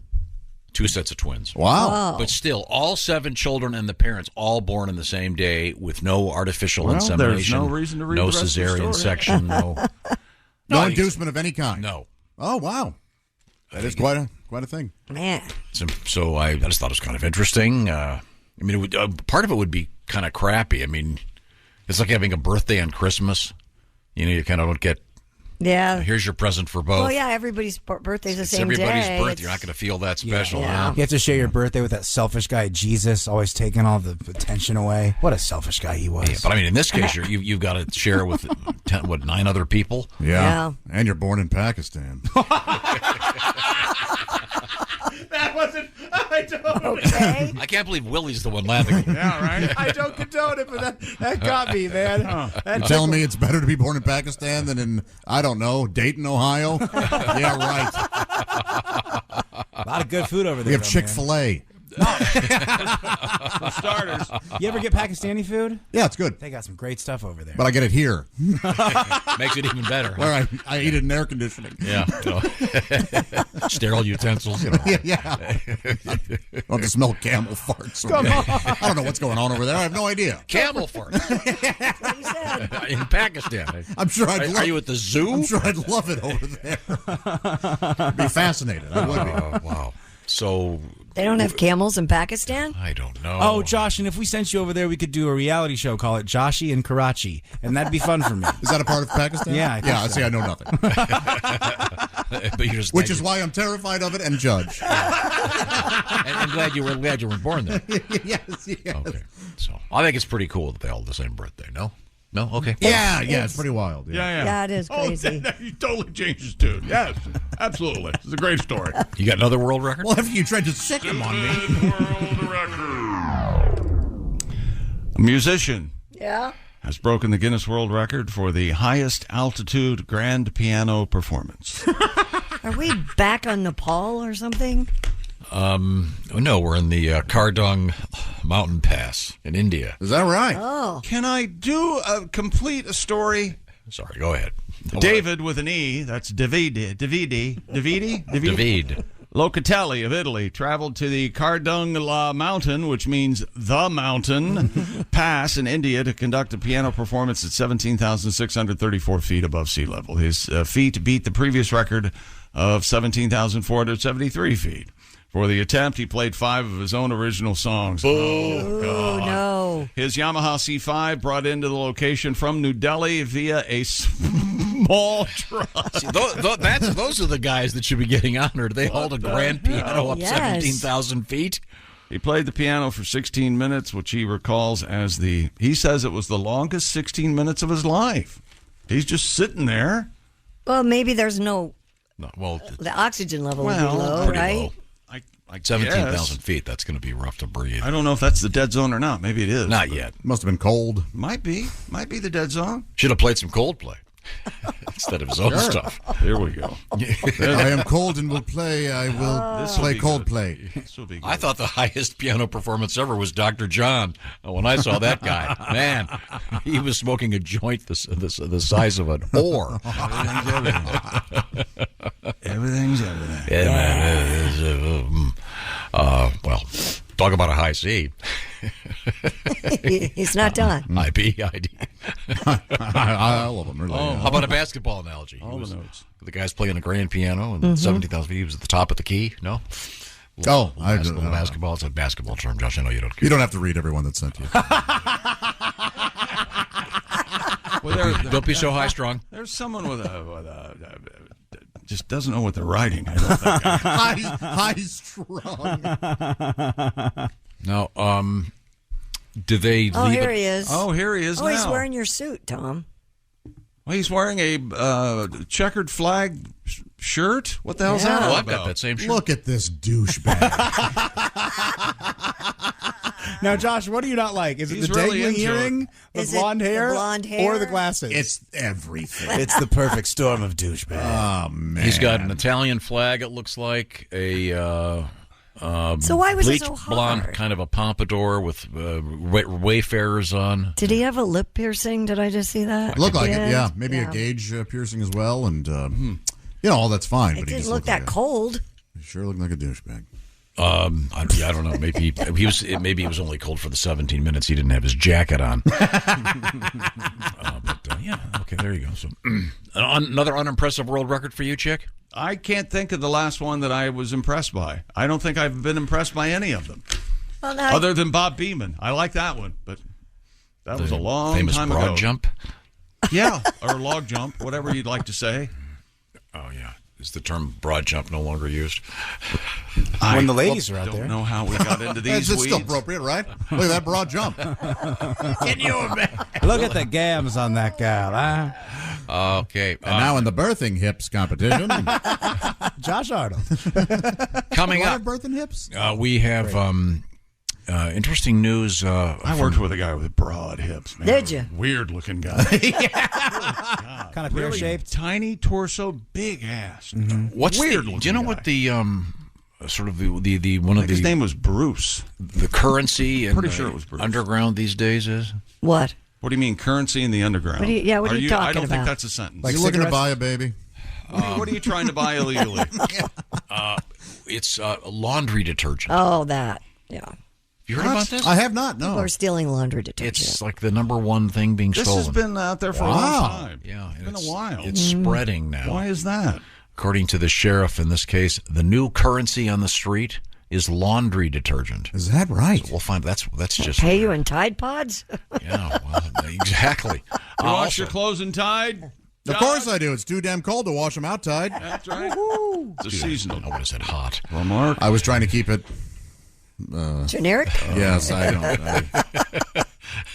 Check local listings. Yes, of course. This is the Bob and wheels Tom fell Show. off, didn't it? Got a comment? Our email is bobandtom@bobandtom.com. More Bob and Tom next. State law.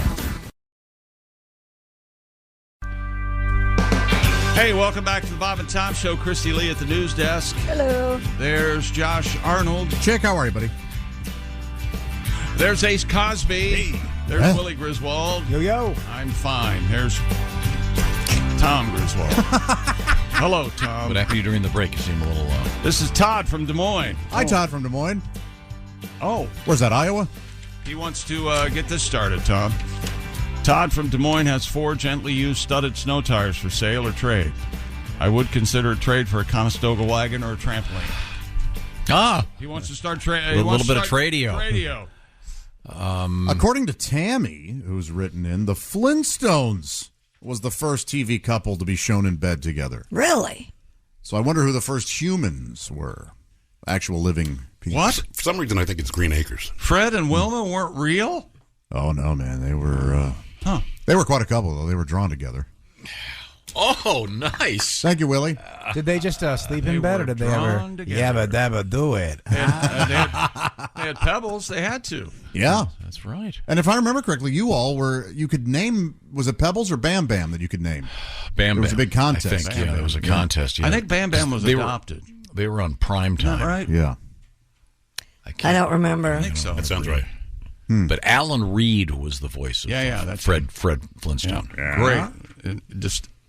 Such a great distinctive voice. Also, Tom, you were asking if Pornhub or somebody like that would ever endorse baseball players in terms of having their logo on a Let's jersey. say Major League Baseball players. Yeah, sure. Because the news story was the Yankees are going to have, what is it, the Star Insurance Company? Star with 2 R's Insurance, whatever the heck that is. Yeah. Travis goes by Benny, tells us that there is a 250 Supercross rider who's endorsed by OnlyFans. Oh. So it's creeping in. I mean, is there going to be a Pornhub stadium? Look, it's not going to happen soon, but it could eventually happen. Who are the horniest baseball team names? Immediately, I think Angels can be kind of sexualized, and then Twins certainly can be sexualized. Yeah. Padres, if you're a fella, you want to root for the daddies, I guess. The A's, it stands for athletics, of course, but It stands for something else. Anus. I see. Is by the way, do we have any more sports? No, God, no. You beat me up. I'm done. Okay. I came in here with a fresh face and a Yankees is sort positive of attitude. pornographic. Yeah. Oh, 100%. This is what you farted for. Wherever you go, whatever you do, always Exposed, you're exposed. be a good sport. Depending on how hot Ray might be, the Rays. Yeah. I wish the Expos would come back. Yeah. I miss them. Yeah. Our friend Drew Powell was wearing an Expos hat the other day. Yeah. Oh, but you're right, Christy. That would be the perfect one for Pornhub. Aren't they based in Montreal? Oh, They were. The company? I don't know yet. Oh, Pornhub? Pornhub? Oh, yeah, they may be. Are they? Is it Canadian? MindGeek? Is that the whole thing that owns them? I'm not sure. We have Christy Lee at the Bob and Tom News Desk. What have you got? We talked about sleep divorce. How about the rise of platonic partnerships? Have you heard about this? According to USA Today, platonic partnerships are essentially a committed relationship to a person that does not include romance or sex. One such couple. So marriage. Thank you very much, everybody. Say it as Fred Flintstone. So marriage, huh, Brian? But I know it's off today. It doesn't sound like Fred today. I don't know what it is. One such couple would be a 28-year-old Funny that Patty you Kulak and 31-year-old Marissa Baker. They're best friends, roommates, and in a platonic life partnership. The women bonded over their divorces and became their biggest support systems. Baker said there was really good communication. I think that's where the partnership comes in. Are they gay? No, they They're don't just have friends sex. who are in a committed Yes. relationship? In other words, they're roommates. That's what they even say. They're roommates. The pair said they share the financial burden of maintaining Kulak's house. They no longer prioritize romance as a mean of happiness. Prioritize. Prioritize. So they've given up. They've given up, pretty much. Yes. It's okay to give up. That while there are no statistics yet on platonic partnerships. Look at me. Oh, sorry. An analysis by the Pew Research Center showed that the number of married people fell from 67% in 1990 to just 53% in 2019. 53% of the population is married. Yeah. Okay. Well, except for kids. Sure. Just to clarify. Thanks, Tom. That'd be a little weird. Boy, Thanks a lot. You think that there's a lobbyist out there for the wedding industry who's like, can we lower the marriage rate just to get more? So now you're 12 is fine, right? 12? Senator? No. So now that you're not just a roommate, you're in a platonic partnership? When you just said that 53% of people are married, not the kids, I just realized I got a glimpse. I still can't comprehend it yet. I got a glimpse of how stupid you think everybody else is. That was really frightening that you felt like you had to mention that. That's terrifying. Statistically, it's not true. So it's not 53% of people at all that are married. I think right? I assume they mean of adults. Probably safe to assume that the Pew folks tend to know what they're doing when it comes to these. They've done a few. Yeah. My goodness. The point is there are fewer than... But this is kind of a bad example that they've picked, I think. I think so, too. I mean, I know they're trying to be politically correct. I think these are just two ladies that are roommates. Right. Yeah. Right. It's not a... I mean, it's... Oh, it's only a matter of time, I mean, right? aren't they most say they're in a roommates... lifetime. Aren't most roommates in a platonic relationship? Absolutely. They share the financial That would have been weird burdens. if you went to college and, well, here's your dorm partner. By the way, he's also your butt buddy. What? That's not what the story's about at all. But they're not It's kids. the opposite. They're not children. We need to. But he did get to say butt buddy. Yes, he did. You can just say butt buddy if you'd like. I'm just saying. Yeah. Butt. There you go. You feel better? It's in a butt. Oh, my God. Yeah, I don't understand what this is about. Couple of uggos who can't get men. Yeah, that's it. That's it. I mean, is it just because it's too weird to say, hey, this is my roommate when you're 50 years old? I don't know. Maybe. Aren't they essentially being incels, but they're females? It doesn't say. They still could be having people over and hooking up with people. They're just not prioritizing a primary romantic relationship, right? But it sounded to me like they gave up on romance altogether. Yeah, that sounds like to me like they're committed to each other just as friends. I don't know. I read it a little differently, but yeah. Maybe. Oh, okay. Who knows? I just think that these are people that And they're are only 28 and 31. They're not older. Yeah, I think they're intentionally living together. It's not a random. They want to stay together. They're going to focus on their house. It's one thing. And Christy, 28 to 31 is pretty old for a woman. Let's be realistic. I mean, Are you trying to get fired from CNN? if you're an adult, I would have been fired on day one. Well, that just happened, as you know. Yes, of course. Here's a picture of the ladies. Uh-huh. Okay. But I mean, so they're just roommates. They're not in a platonic relationship, though. Yeah, they say they are. And you know what? Good for them. Like I said, aren't most roommates in a platonic relationship? Yes, of course. But I don't think they look at it as a long-term partnership as this particular couple does. Right. Some roommates will talk about, hey, are you going on a date? Yeah, I am. I hope maybe this is the one. These women are going, are nope, not dating. This is our life. Yeah. Oh, yeah, but one of these. Well, but they're ladies, probably really ugly too. So that probably they're actually not. They're quite attractive. There's a photograph of them here. They're very, very attractive. Is that right? Well, they're thin. Some good-looking Yeah, dogs. thin and Oh, they have dogs. Nice. They remind me. That's always a plus for me. They have dogs. So First couple to share a bet on TV, according to this. Overwhelming number of emails. Mike and Carol Brady on the Brady Bunch. That's what I'm just telling you. That's ironic. And also the Munsters, Maybe I guess. that's why it was safe. Rears its ugly head, I guess. I don't know. Are you sure? But here we go. I should have let you read it so it wouldn't have been questioned. But yeah, no, that's I'm what just. I'm hearing. But what about the? I'm the just telling the you. Flintstones. Well, that doesn't. Those We're aren't. talking about real life people. You know, if you have to delineate cartoon the couple, characters. that children aren't married, you would think that you'd know that Flintstones are cartoons. Why am I yelling? Why don't you research this and we'll come back with it, and we'll also talk about eargasm. Does everybody remember we've all got an internet? We got an internet. Yeah. 1947, Mary Kay and Johnny, some show I've never heard of. 1955, I Love Lucy. They were both sharing a bet on They were? on one of the things. Son of a- and Ozzie and Harriet. Oh. Okay. So it's older than we thought. And then much later, Flintstones, Bewitched, and Brady Bunch. Okay. Okay. Well, thank you very Now, much. sir, please go back outside. Does anybody know who this guy is? I've got an internet. No. Thank you very much. He's an internet guy. Okay. Well, we'll be right back. It's the Bob and Tom Show. Thanks for listening to the Bob and Tom Show this morning. Catch any part of the show you missed later today on our YouTube channel.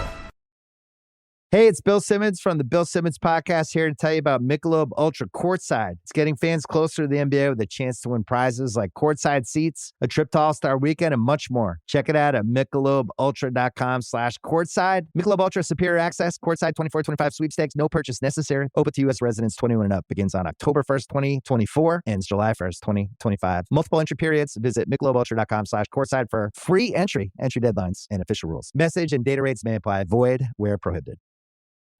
Pepcid Complete knows that food is one of the best parts of game day. That is, until heartburn strikes. Thankfully, just one chewable tablet of Pepcid Complete provides dual-action heartburn relief with an antacid that starts working instantly and an acid reducer that lasts all day. So you can stay focused on that second helping of chili without worrying about heartburn. All day based on 8-hour symptom relief studies during the day. Use product only as directed.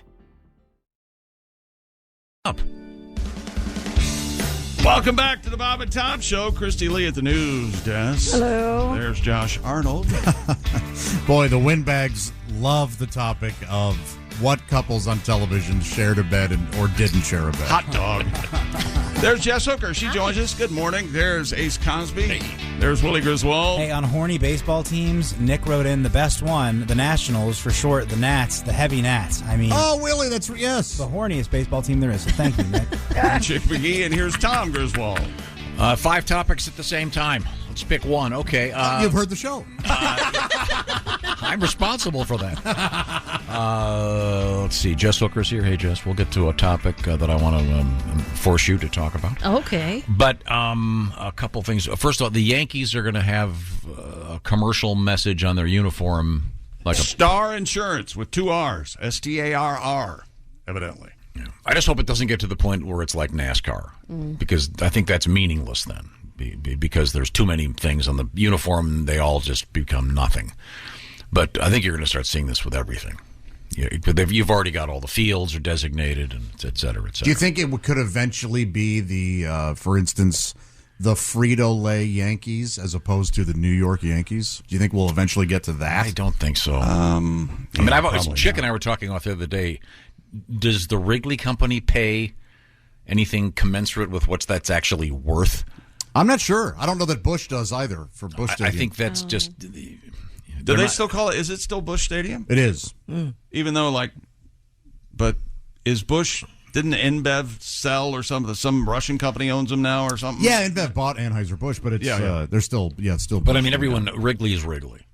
Yeah. And I would think I don't know who would have to buy Wrigley so people would stop calling it Wrigley, but I don't think that company has been invented. They yet. should never. No. And historically, there are many cases in which major companies, will put their name on a stadium and then they'll fold. Right. Enron Field, for example. Sure. A lot of times. And there are a couple. Isn't there a crypto issue right now? Yeah, crypto is where the Lakers play.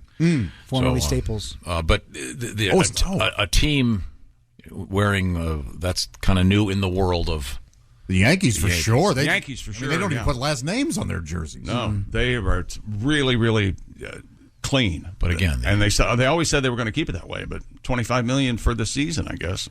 They got to pay the players, so I want to know who Star Insurance is. They can afford $25 million to put a patch on the jersey. The argument is now people Old Man Star's doing pretty well. Yeah, people who weren't aware of Star Insurance are going to be aware of them now. Yeah, we are. There was an American Dad episode where they were talking about getting anus insurance because Stan, the main guy, prolapsed. And he said, "Oh, you should have had anus insurance." And the name of the anus insurance company was Dark Star Insurance. Oh, what a Grateful Dead reference. Now this American Dad is on PBS, right? Yeah, that's right. Yes. Okay, now masterpiece. It's Rukeyser.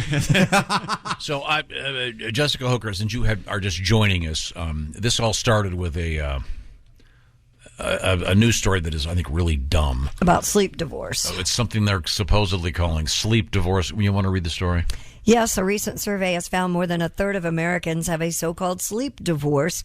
According to the poll from the American Academy of Sleep Medicine, many couples sleep in separate beds from their partner to get a better night's rest. It breaks down like this. 43% of millennials, 33% of Gen Xers, 28% of Gen Z, and 22% of baby boomers sleep in separate beds. Now, I would have thought that would go the exact opposite way. I would have thought more baby boomers did it because they have more trouble sleeping. Right. They get up more in the middle of the night. But 43% of millennials sleep in separate beds. That's amazing to me. And we've received a lot of emails from people that have done that. Now, I without delving into your personal relationships, right? Historically, if you will, or in the past, when one would review your life, have you ever been in that situation? Yeah, I almost always have. I've been in one relationship where I shared a bed. And I've been in 2 adult relationships in my entire life. So, yeah, I'm running 50%, I guess. Can I make a guess? Yeah. Are you a big spoon gal? Do you wrap the fella up? I do. Yeah, I thought so. I just thought so. You got that vibe for sure. You give that off. Do you like that? Oh, you kidding me? I want to feel like a tiny little baby. Wrap me up, make me feel Really? warm. Well. Come on, man. I want some snuggles too. I'm like a spider monkey. Like I'm just I attach myself to the back of them. Yeah. Do you have any? Do you snore? Have you been told? Oh, yes, I snore. I snore a lot. Yeah. loud too. Have you ever awakened in the middle of the night and have been abandoned by this particular individual? Because I've never been abandoned. Yeah, that's have happened you to me. really? Yeah. It's awesome. You wake up. I have gotten up and gone down and slept on the couch before. Just because of noise? Mm-hmm.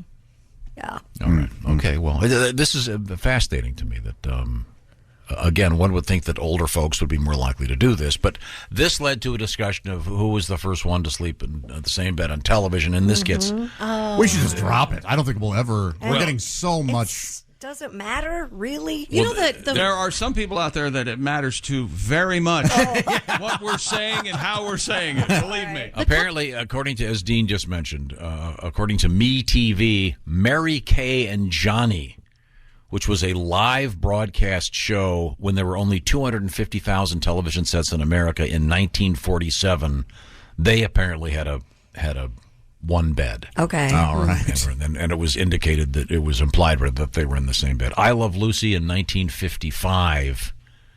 Fred and Ethel swap sleeping arrangements with Lucy and Desi while on the road at an Ohio hotel, and they're shown in the same bed. Okay. Oh, that sounds like the a first hot TV couple I remember where a lot of the show took place in the bedroom was the Cosby Show. Like they were. Yeah, they would always talk in there. They would always, like, it was like the end of the night, and it seemed like they had a decent relationship. And it were was just weird that the chatting. medicine cabinet was right next to the bed. Oh, that was yeah, that was. Lockbox with Does anyone run the Cosby Show now? Yes, Yeah, I yeah. Mhm. It is? Yeah.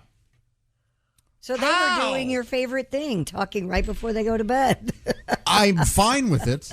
Oh, you hate it? What I will never figure out about. First of all, you have to remember, it's Josh's way or the highway.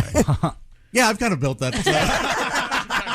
So what you're saying is you said, hey, look, baby, I've got to get up at 3 a.m. I'm going to try to go to bed tonight at 9. And then she comes into the bedroom, and after not talking to you pretty much all day, all of a sudden sits down and, my sister called. Blah, blah, blah, blah, blah. Well, it's even more. And this is every woman I've ever been with. Every. Okay. All right. Hey, what? It seems like something. You want to talk about anything? Something's on your mind? No, I'm fine. I'm good. Okay. All right. Are you sure? Yeah. No, I'm good. And then I'm rolled over and I'm drifting off. I'm almost asleep, and then it's, hey, are you awake? Oh God. Yes. Actually, I did want to talk about. Now? Yeah. I gave you all day. You know, and this reaction is wonderful. Right. I don't think It's that's not how I uncommon. react. I don't think it's uncommon. But that's why when I start a conversation in the evening, I say I need 15 minutes. That way I don't sit there and blab for 2 hours, and then we've wasted 2 hours of our lives. So I think if you put a time limit on it, you could listen. Sure. No, I'm a very good listener. No, he was begging her to talk. Yes. Oh, I just didn't want it to happen. Oh, sorry. Before you were going to bed. Yeah. When and I'm it half always asleep. does. Did you ever try the Fowler method on that? The what method? The Fowler method. What's the Fowler Is it like method? Jim Fowler from? No, it's named after a friend of mine from Harbor Springs. It involves the speech from her being limited by the size of her mouth, the fullness of her mouth at the time. all the words. Oh my God! No, I haven't tried the I want to Fowler say hi to method. my friend, Mr. Fowler. I hope he's listening. I have a feeling if I were to try the Fowler method, it would quickly become the GARP method, if you know what I mean. Yes. Oh, you mean we're going to need to suture that? I'm going to put that in a baggie and freeze it. Okay. Sorry. We'll cover Relationships this in are hard. Yeah, but like you said, Chick, we persevere. trying. We keep trying. The human race, Humans want everybody. to be together. Now, coming up, we're going to talk with Al Jackson, a guy who has just come off quite a year of a relationship in which he left his He had a ceiling fan apartment, sold. came back, and the entire contents, including the ceiling fans, were gone. Not just the furniture, even part of the electronics. We'll be getting to that coming up. But if you want to make sure that someone doesn't steal all your stuff, I think you want to make sure that you check in with our friends at Simply Safe. My buddies at Simply Safe, that's right. And there's something new, the 24/7 Live Guard protection. It's made possible only by Simply Safe's new Smart Alarm Wireless Indoor Camera. Here's what it is. Fast Protect monitoring plan at Simply Safe. If an intruder breaks into your home, Simply Safe monitoring agents actually see and can speak to and deter them through the camera, warning them that they are being recorded and that police are on their way. The new camera, also the only indoor security camera that can trigger the alarm and instantly deter intruders with a built-in siren. Plus, it can sense the difference between potential intruders and possibly the family pet. 24/7 live guard protection and the new smart alarm indoor camera work seamlessly as part of the indoor Simply Safe security system to keep your whole home safe from break-ins, fires, flooding, and more. And Simply Safe professional monitoring service starts at under $1 a day. That is a bargain for peace of mind. And right now, the Bob and Tom Show listeners, cause you know us, you get special. Did I say Bob and Tom Show? And a one and a two. 20% off any Simply Safe system when you sign up for Fast Protect monitoring. It's a huge offer for a limited time. Just visit simplysafetom.com to get all set up. That's simplysafetom.com. Remember, no safe like Simply Safe. And be sure to get those carbon monoxide detectors. Very, very important. Now, coming up, we're going to talk with a guy. He's got some relationship issues, I think, and he's in a good one right now. We'll talk with Mr. Al Jackson when we come back. I'll remind you also, tomorrow the show coming to you from the birthplace of aviation, Dayton, Ohio. And there was a great guest, Roy Wood Jr., Duke Tomato, and the Power Trio, live from Dayton tomorrow. This is the Bob and Tom Show. This episode is brought to you by Indeed. When your computer breaks, you don't wait for it to magically start working again. You fix the problem. So why wait to hire the people your company desperately needs? Use Indeed's sponsored jobs to hire top talent fast. And even better, you only pay for results. There's no need to wait. Speed up your hiring with a $75 sponsored job credit at Indeed.com/podcast. Terms and conditions apply. This episode is brought to you by Prime Video. In the small town of Holland, Michigan, nothing is ever what it seems. Behind the tulip festivals and pretty houses lay dark secrets that threaten to tear a marriage apart. Nicole Kidman stars in this darkly twisted thriller about a wife and mother whose quest to uncover her husband's secrets may get her more than she bargained for. Holland, streaming on Prime Video March 27th. Welcome back to the Bob and Tom Show. Christy Lee at the news desk. Hello. There's Josh Arnold. Hi there. Pat Godwin out on the road. There's Jess Hooker. Hello. There's Ace Cosby. Hey. Willie Griswold's here. What's up? I'm Chick McGee, and here's Tom Griswold. Thank you very much. We've been talking a lot about this news story involving the so-called sleep divorce, in which couples that are together still sleep in separate beds or in some cases separate rooms. Correct. A lot of folks weighing in on that. We are now joined by comedian Al Jackson, and we'll open up with Al. Do you sleep in the same bed as your friend, your roommate, your lover? My friend? Why? You're talking about it like it's a gay relationship in the 60s? Oh, that's with his friend. We do. But it's crazy. We were talking about this on my podcast. My safe word is more downloaded last week about a lot of people sleep in separate rooms because snoring is an issue that no one wants to talk about. It's a real thing. People can't control it, but it really does. I think it affects like when people wake up and they're like, why is my wife like always in a bad mood in the morning? It's because you snored her to death the night before. And I think that I think maybe separate rooms is not as hot, but I think it needs to happen. Because it just people don't sleep well. People don't like it. Now, do you? But you're in the same bed as your. By the way, what word do you like? Lover. Lover to me seems a little bit too. It's I feel like you have to be in the south of France in the summer to take a lover. Yeah. Yeah, that's my girlfriend. Because girlfriend it really isn't the. I mean. Lady friend? What do you want to say? Well, that sounds like the Old West. I know. I mean, there isn't a good word for it. SO, that's used a lot. Significant other. Yeah. Well, that sounds like you're applying for a loan. Medical chart. Yeah, I mean, my sister's almost 80, and she talks about Andy, her boyfriend. Yeah. I mean, that's what I was going to say.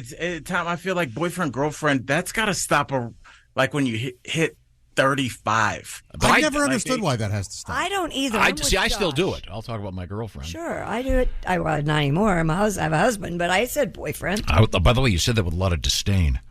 I didn't. Yes, you did. It's like the scene in the movie Airplane where the plane's about to go down and she goes, "At least I had a husband." You are a fight starter. You're a fight starter. So Al, so you don't call her your lover. She's your girlfriend. I don't. Only in front of her parents. I call her my lover. This is you call her your daughter. She's my lover. Yeah, it's but like, well, then what's the term when it's unsaid but said that you guys are sleeping together? Because you could be like, Christy Lee, that's my girl, but then I could say Christy Lee is my girl. Right. You see what I'm saying? But we don't your sleep girl, together. but just like a You're friend my girl girl. forever. Yeah. Yeah. Now in the South, they do say that's my friend girl. Yeah. What? Which is more clear. Yes. Yeah, it's like that's my friend girl over there. That means you're not in a relationship. Correct. You're just yes, friends. and it's way clearer too, because sometimes I'm sure it happens with both sexes where you don't. The person doesn't say that they like that person, so when you're kind of like, oh, they're cute, what's up, and they kind of need to like let you know, like, hey, I'm going after them too. Mm-hmm. And I think when you go, that's my friend girl, you go, oh, that's really like my co-host Erica is been my sister since day one. So she's married, but if she would, I'd be like, yo, that's my friend girl. You should holler at her. She's dope. Yeah. But not like. So like you tell people that Tom is my man. They know that we're just chums, right? I have said to people before, Tom's the homie. That's exactly how I would describe you. Oh, that's the homie. Call him when you're in town. What an honor. Yeah. Yeah. You're officially the homie, but not my man 50 grand, because that would result. You in are the my loss of man a 50 friendship. grand, although with inflation it's probably more like 56 grand now. So corny. My man 50 grand is 40 years old, I think. Maybe 30, at least 30 years old. I see. But now at least 30. We were talking about the evolution on television of people actually sleeping in the same bed. Is this too personal a question to ask? When your folks were together, were they in the same bed?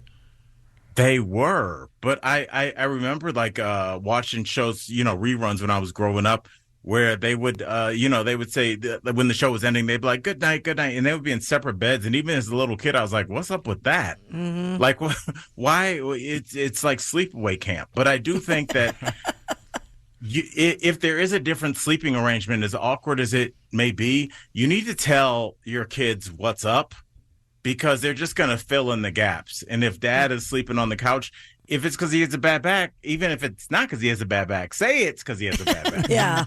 But like, don't just like let your kid be like, oh, my dad sleeps in the basement. I had a good friend. I don't know if I told you, he said, looking back on it, he realized what happened, but his parents got in such a bad fight that his dad moved out and got another place. And he was a little kid. And he's like, oh, it's so cool. My dad has an apartment and we have a house. And it's like, they didn't realize, like, oh, okay. But like, it's when you get, like, kids are not dumb. Like, they just don't really understand things. So like, I would just give a little explanation. But would you be offended if somebody said, I want you to sleep in another room? Not necessarily. No, we all are a special case in that we all get up super early in the morning, and it's almost impossible to have a normal relationship when you say, well, 7:00, I want to go to bed. Or you get pissed when they want to eat after 7, and you're going, I don't want to eat, and then have to go to sleep 15 minutes later. So yeah, we're in this weird world that we have. Yeah, plus we're all miserable people, so that's probably the biggest reason. I think that goes without saying. Absolutely. Yeah. Let me ask you this: we got to date third shift workers, Tom. We got to date like nurses that work like 11 to 7. Oh, there's like a we whole got to have world like out somebody who's there. got a weird schedule like that. Yeah, and now you travel a lot, Al, because you've been a stand-up comedian for years. You're now one of the hosts of the Daily Blast Live, and you do an excellent job. And by the way, they need to build you a new set. Ever since you went from putting everybody on the set, they didn't make the desk any bigger, did they? Well, no, they did make the desk bigger, and now we're making it even bigger. Okay. But we went from a tiny desk to a big desk, and now our big desk looks small. So now we're going to go to an even bigger desk. Okay. But we had to do weird COVID stuff. You remember that? Yeah. Oh, okay. Well, in any event, I got this nice letter from this guy who agrees with me, and this involves when you're traveling.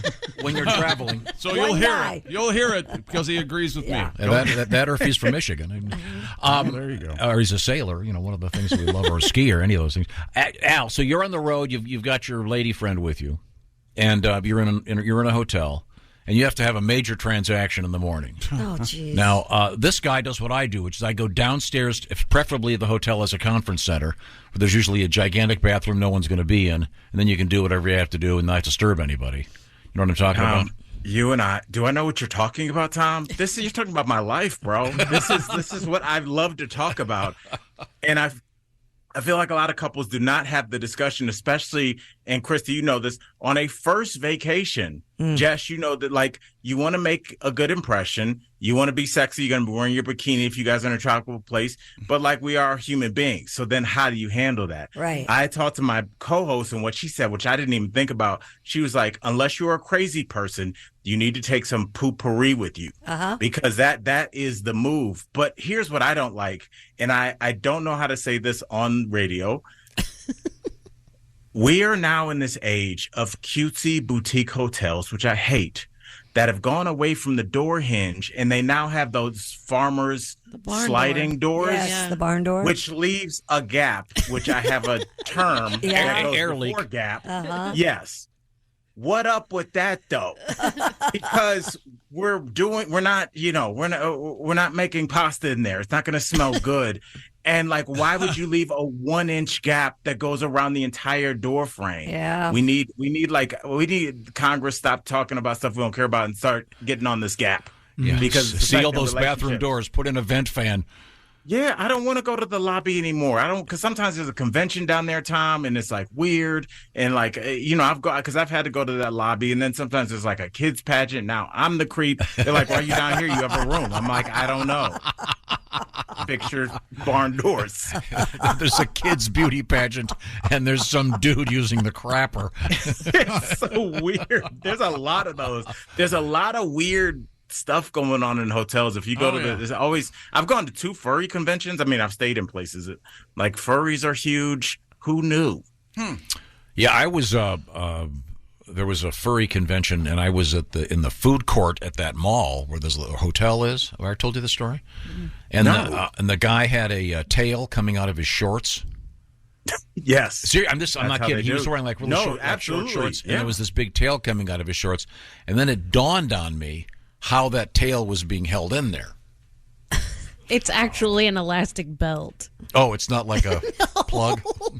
Oh, I assumed that the guy was clenching. Oh, now you have to tell him that it was a plug. I thought you told him that was no, the I plug. did. Yeah, that's what I That's thought. what Chick told me, you liar. Yeah, I knew you'd believe it. That's why. But how would you be able to walk if it was a plug? Oh, yeah, I don't know. Well, okay. Obviously, I bet there are some that are plugs. I bet you that. Yeah. There probably are people that like to wear plugs in public. Yeah. Wow. Can you imagine like being a furry and the internet is invented because you're in your small hometown? You're like, I can't tell anybody about this. I like to dress up like a dragon named Scuttles and no one can feel me. And then you go onto the internet, and as it starts to grow, you're like, oh, there are tens of thousands of people that like to dress up like retired dinosaurs. It must be. That's a good thing. Is like it like helped niche people find each other. Oh yeah, it's good and it's bad. It also helps the guy that decides he wants to, get castrated by a stranger. Find a guy on a table in his garage. Yeah, in Fort Wayne. Yeah, we had that story. Al Jackson is our guest. Al's a very fine stand-up comedian. And, that's my lead-in. Let me ask you this, Al. Without giving too much information, your lady friend is works for a professional baseball organization. Is that correct? She does. Diehard Rockies fan. Diehard. And we had a news story this morning that I think this will probably come up on your show, the Daily Blast Live. The Yankees are going to be on the famed pinstripes are going to be putting a patch on for the Star Insurance Company. Is this going to be? Do you think this is? I'd like to know what she thinks about this, and is this going to happen to all the teams? Well, that's the cool thing about being with somebody that works for a pro team is because you get to hear all the little things about like the advertisements that go just on the pitcher's mound, and some are kind of self-imposed with the camera and some are actually on there, like all these little branding things. And I think, honestly, these teams are looking for any way to make money. And I mean, the NBA started, I think the Lakers don't they have Bumble on their jerseys? The like, Warriors have Bumble on their jerseys. Oh, really? Yeah, like a dating app. Like the WNBA, they started doing this in Europe, then the WNBA, and now the NBA. I think like we're so used to advertising that it won't really stand out unless it's like, for the Blue Chew or something like that really makes you think about it. But I think for the most part, I think it'll be pretty normalized. But the Yankees, it's going to be weird to touch that uniform. That uniform, that means something. It's iconic. I mean... I'd forgotten. Josh reminded us that they don't even have names on the back yet. I mean, or if they ever will, probably. Well, they started changing the names of these stadiums, and I just got used to the Staples Center. Now it's Crypto, but now Crypto is like out of, they don't do that anymore. So now you can't call it. It's all like, is it going to be Wrigley Field. Chapter 11 Stadium? We were talking about Wrigley Field. Does Wrigley even pay for that anymore? Or has that just become part of the? I don't know. I think Lambeau, they're going to hold it down. But I mean, I'm sure if somebody throws enough money, you're going to make it. I don't know. I don't know. I kind of like it old school, but I understand that, like Wu-Tang said, cash rules everything around me, Tom. So eventually people will cave. But I kind of like the old school where it's just, will it be, no advertisement. Lambeau Field brought to you by Viagra? Yeah. And I mean, maybe it'll be weird, but after Game 6, will you notice anymore? Probably not. Wasn't there, what did you say, OnlyFans or something? Some minor league baseball team? Sponsors a Supercross rider. Oh, Supercross rider. That's right. We interviewed an OnlyFans woman yesterday. They're famous, bro. Yeah. They're like, I'll tell you the cool thing about doing a daily show, and you guys know this too, because you've seen waves of fame. And like when we were coming up, like famous was Stevie Wonder, a blind guy that could play the piano and sing. And now it's just like, we got a YouTuber that makes Thanksgiving dinner, but he cooks it with firecrackers. And he's got as many followers or more than like Dolly Parton does. Hey, don't make fun of that firecrackers guy. I'm opening for him in Peoria next month. And I need exactly. the work. So. They've taken all the comedy club work. Yeah, man. I mean, it's crazy. You go to these shows and you'll see, the Bob and Tom tour will be here this weekend. And then the next 2 weekends are some 20-year-old kid who is too good looking to be funny, let's be honest. And, it's just like you don't know them, but they have these huge followings from YouTube. So I don't know. Maybe I missed the boat on that. There's other thing. Josh, we were talking off the air, and Josh made a great point. We were talking about the prices of concert tickets in the post-Taylor Swift era. Tom, I don't want to do this. I don't want to. You're bringing up a raw nerve, but please keep going before. But no, Josh was making. I was saying I think that the Taylor Swift thing is going to have all concert tickets skyrocket in price. And Josh, you said you call it the Instagram factor. Yeah, people want to go pay a lot of money to go to these concerts, not necessarily to see the concert, but to get the Instagram picture of them at the concert. And we both have never thought about that. And we have observed people at concerts that show up, take the picture, and leave. Yeah. Ugh.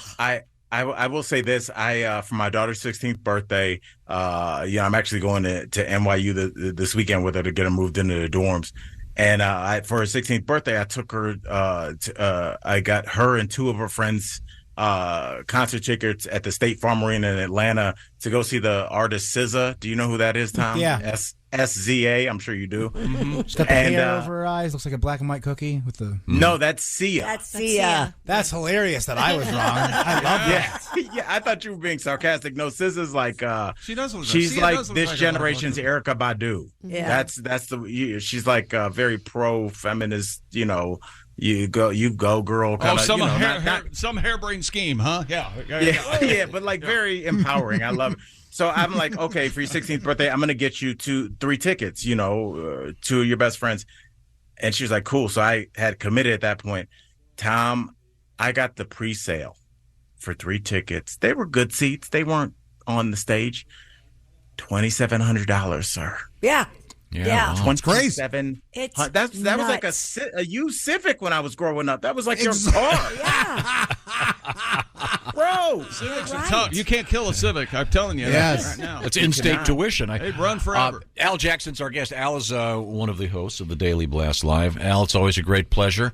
And we were not embarrassed today. Trying to teach you a word. We're never embarrassed. I'm relieved. Okay, we have 30 seconds. Give me a word. See if I know it. Go quick. All right, Tom. I will give you a quick one. Tom, let's get one that you can definitely get. Tom, what is Riz? Riz? Riz. R-I-Z? R-I-Z-Z. Riz?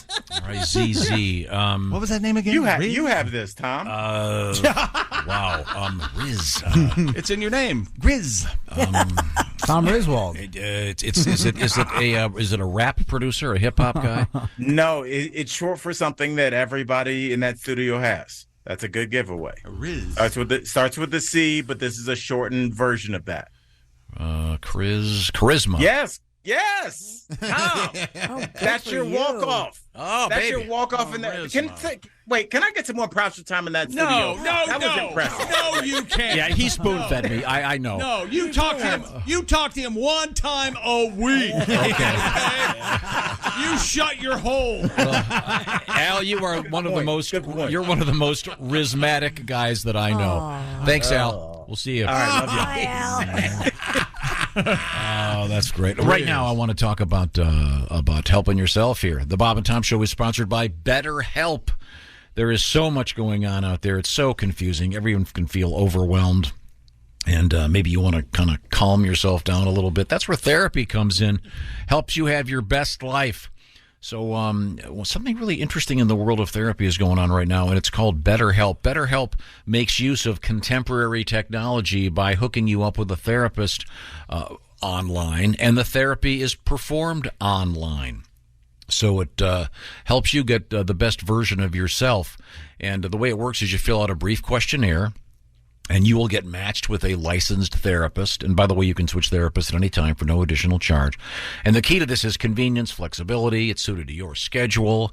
And you can do it, by the way, as if you were on a phone call. You could do it with the cameras on. You could do it just texting back and forth effectively.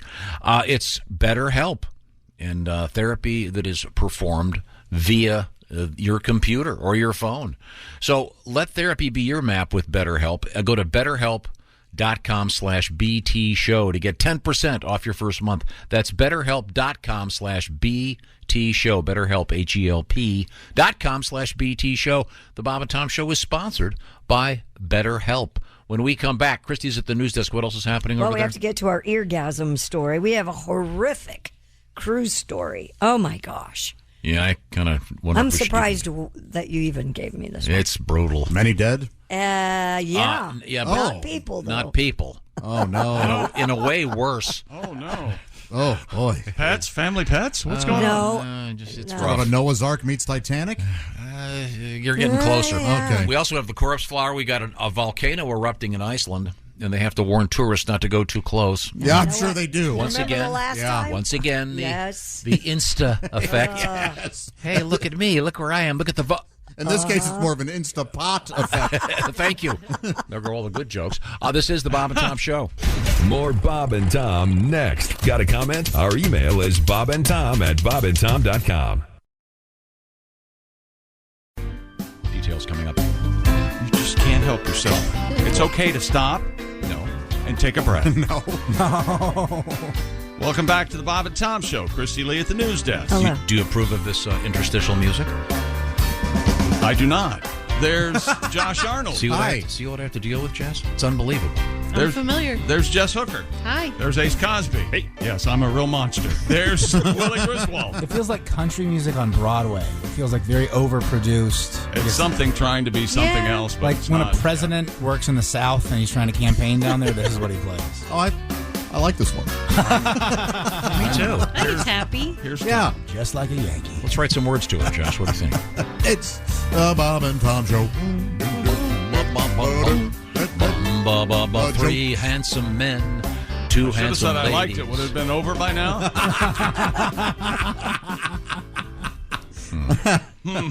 What rhymes with annoying prick? I'll tell you what, I'm sorry, I'm an I can make everyone feel better. I have the key to feeling good. Do you? Let the good times roll. What's I say. that? I bet you don't. I knew it. Deep voice. Ace Cosby, here he is with his joke of the day. My new little puppy is still learning how to bark. Oh. Yeah. Right now, I can come up with rough drafts. That was Ace Cosby's joke of the day. That's a great joke. That's cute. That is solid. It's cute. It is cute. Clever. Rough drafts. It's like a bark 2.0. Yeah, you're right. Yeah. Boy, I'm humorless. The beta bark, if you will. I'll have to live with myself. Okay, thank you very much. We have Christy Lee at the Bob and Tom News Desk. We've covered everything, right? Oh, gosh, no. The doctor on TikTok is offering an explanation. And by the way, that's where I get all my medical information. For the so-called eargasm people feel when sticking a cotton swab in their ears. Oh, yeah. That's what I was talking about. The original video features a TikToker asking, quote, "I'm just saying, If I'm not supposed to put cotton swabs in my ears, then why did evolution put a happy button in there? What? Dr. Karen Raj responded, explaining that a branch of the vagus nerve, V-A-G-U-S. I think it's Vegas. Is it? It's not vagus. It's not It's vagus. not vagus. That's a little more south. There is a That nerve. vagus nerve. What happens at vagus nerve stays in vagus nerve. So I'm sorry. So I'm not experiencing this as you. It extends into the ear, and for some, massaging this vagus nerve can elicit a calming and euphoric effect similar to orgasm. You don't get a really good sensation when you use a Q-tip, Tom? I mean, it feels okay. I don't. Raj also. She also noted that I it's. don't need to get a Kleenex. You and know, take it a nap. says it says right on the Q-tip box you're not supposed to stick them in your ear. Yes. Yeah, that must be It pushes wax down into there, not. But I mean, pulling it that's out. certainly the most abused thing you can buy at a drugstore that isn't a pharmaceutical. Okay. I mean, Yeah. more people. I mean, what else do people buy Q-tips for except for, I don't know, Oh, I use them all the time. Makeup application. detailing heavy gnats. You know what I'm talking about. Right. Wow. Have you guys seen the new ear insert? Oh, has it's a like camera. a- It has a Yeah. camera on the end of it, so you can see what you're scooping out. I have, yeah. Yeah. And it kind of has Gross. like clips. Yeah. And Is this safe for the average person to use? It looked like it was maybe safer because you can see what you need to remove as No, opposed this is to like scuba diving. You're going to have some amateur go too deep. Well, that's what happened with Q-tips. Q-tips were made for the ears. And then all of a sudden somebody stabbed their brain and Q-tip went, well, now we have to say they're not for your ears. Dr. Raj also noted that it's very likely that the Dr. erectile Raj. tissues in your ears engorge, meaning that eargasms may be in response to swelling in the ear canal that doctor described as ear boners. Nice. However, she goes on I'm to really say, skeptical of this. Well, no, there's they call that, is it vasocongenital? Because vasocongestion means the blood becomes, your skin becomes engorged. Right. Or that tissue becomes engorged with blood. You have it in the penis, you have it in nipples, you have it in. So it's also in your ear. that would make sense. Yes. Okay, fellas, so you got one more G-spot you got to search for. Well, some men or women love a tongue in their ear Ugh, I do for not. that same reason. I do not. Do you like that? I don't hate it. Do you have to wear condoms so you don't get hearing aids? I don't know whether to laugh at that or cry. I'm well, you know me. I love an AIDS joke. That's true. There's nothing funnier. Yeah. You got Dr. Farmer's Raj. Daughter. You So got is it- Big City. Is it vagus or vagus? I don't know. It's the vagus nerve. Vegas? Vegas. Vegas. We don't need no stinking Are you Vegas. sure it's not Vegas? Vegas? I'm 100% sure. Oh, cool. Dr. Raj begged users, if you want to get freaky with your ears, please do. Just leave Q-tips out of it, There's a lot of stuff that comes under the vagus nerve, actually. since they push wax deeper into the ear canal or can cause other damage. Which my doctor I have an yelled at idea me for an invention. Okay. Ready? Yes. Take a number 2 pencil, and instead of an eraser, on the eraser end, you put a giant Q-tip. That's pretty good. Because you've seen people take a pencil and dig in their ear. I like that guy over there. He'll put anything in his ear. Q-tips. Keys. a pen cap feels real good. caps. Oh, I've done the Bic pen cap. It's got like a I've scooper. seen you use a paper clip. Yep. Who would you guys hate if I wasn't here? Let's give me a quick overview. I'm with you, chick. Paperclip. Look, we're not encouraging others to do this. Vagus nerve also controls your beat-to-beat heart rate. So don't mess with the vagus nerve, okay? All Has a right. lot to do with anxiety, too. Oh. Yeah. Okay, I looked it up. This is complicated. The vagus nerve is the main nerve of your parasympathetic nervous system that controls right. involuntary functions such as digestion, heart rate, connected to vaginal orgasms. There you go. There you go. Bingo. So, okay. Jackpot, Daddy. I mean, isn't this just going to encourage people to dig deeper in their ears and do damage? I would assume. No, she's saying please don't. She's saying don't stick the Q-tips in your ears. Isn't there some kind of screw-in thing they advertise now? It looks like a. It does. Yes, it It's does. supposed to It looks pull like a the- plastic screw, Yeah. yeah. I never bought the idea of those ear candles. Yeah, me either. Look at all the wax. Yeah, you're melting a candle. There should be wax. How do I know where the ear wax begins and the candle wax ends? I got a new 2-minute hunk. Is there some kind of? You're ready for Def Jam, baby. Is there some kind my of? ex calls me the 2-minute hunk. I'm sorry. Is there some kind of like a vacuum that they have for that? For the ear candle, the heat is. But if you go to an ear doctor, will he or she vacuum it out, or? Like the things that you put in a baby's nose, whatever that is, for snot. They have those for your ears. I had it done all the time when I was a kid because I had bad ear infections, and they flush it with hot water, and then they suck it back out. Yeah. And then do you have swimmer's ear? Yeah, yeah. Okay. Do you ever have tubes? Well, we didn't have tubes when we were kids. No, we didn't. They weren't invented Lots yet. of tubes. I have swimmer's butt. Do you? Yeah, water gets in there, and I just You get rash. I get infections. Wait a minute, you just like enemas, don't you? Love. Have you ever had what's the super enema called? The coffee one? The high colonic? The colonic. I never have had one. Aren't those actually illegal in some states? Yes. Oh, really? I've never had. And isn't there some place where they go and they actually read it as it comes out? They read it like tea leaves. Yeah, there's a place here. Do they really? Very close to here. Am I correct in saying that it's like it's telling you your fortune? I'm not kidding you. I see sweet corn in your future. It's like a clear television screen, and you just see everything shoot across it. That is really something. I bought a gift certificate from that place for somebody. Yeah. Did they use it? I don't know. I think they did, though. Yeah. Wow. Yeah. All right. I know that's how the great singer Kenny Loggins met one of his wives. By getting a high colonic? Yeah. Seriously, that's where he met her. Wow. I don't think they're together anymore, but that's weird. There's good bacteria in there that you want. If you gave high colonics, if that was your job, wouldn't you? I mean, if you work at like a hamburger place, you're going to smell like hamburgers. I see where you're going with it. Isn't that right? Yeah. I mean, come on, right? Yes. Huh? Yeah. Okay. That'd be rough. I'm sure. And then, I wonder what kind of jokes they get. That'd be a whole topic. Ugh. Every profession, you get a certain type of thing people always ask you. Like we had the thing about, hey, doc, now that the baby's born, put an extra stitch in there, that kind of thing. Yeah. Is there one for the high colonic people? I don't know. They give you the option. They'll sit there and talk to you, or they'll leave you by yourself. If you want company, they'll sit there and have a conversation. You've had with this you. done? No, someone very close to me has had it done. Well, No. can you hear do you hear like a pump?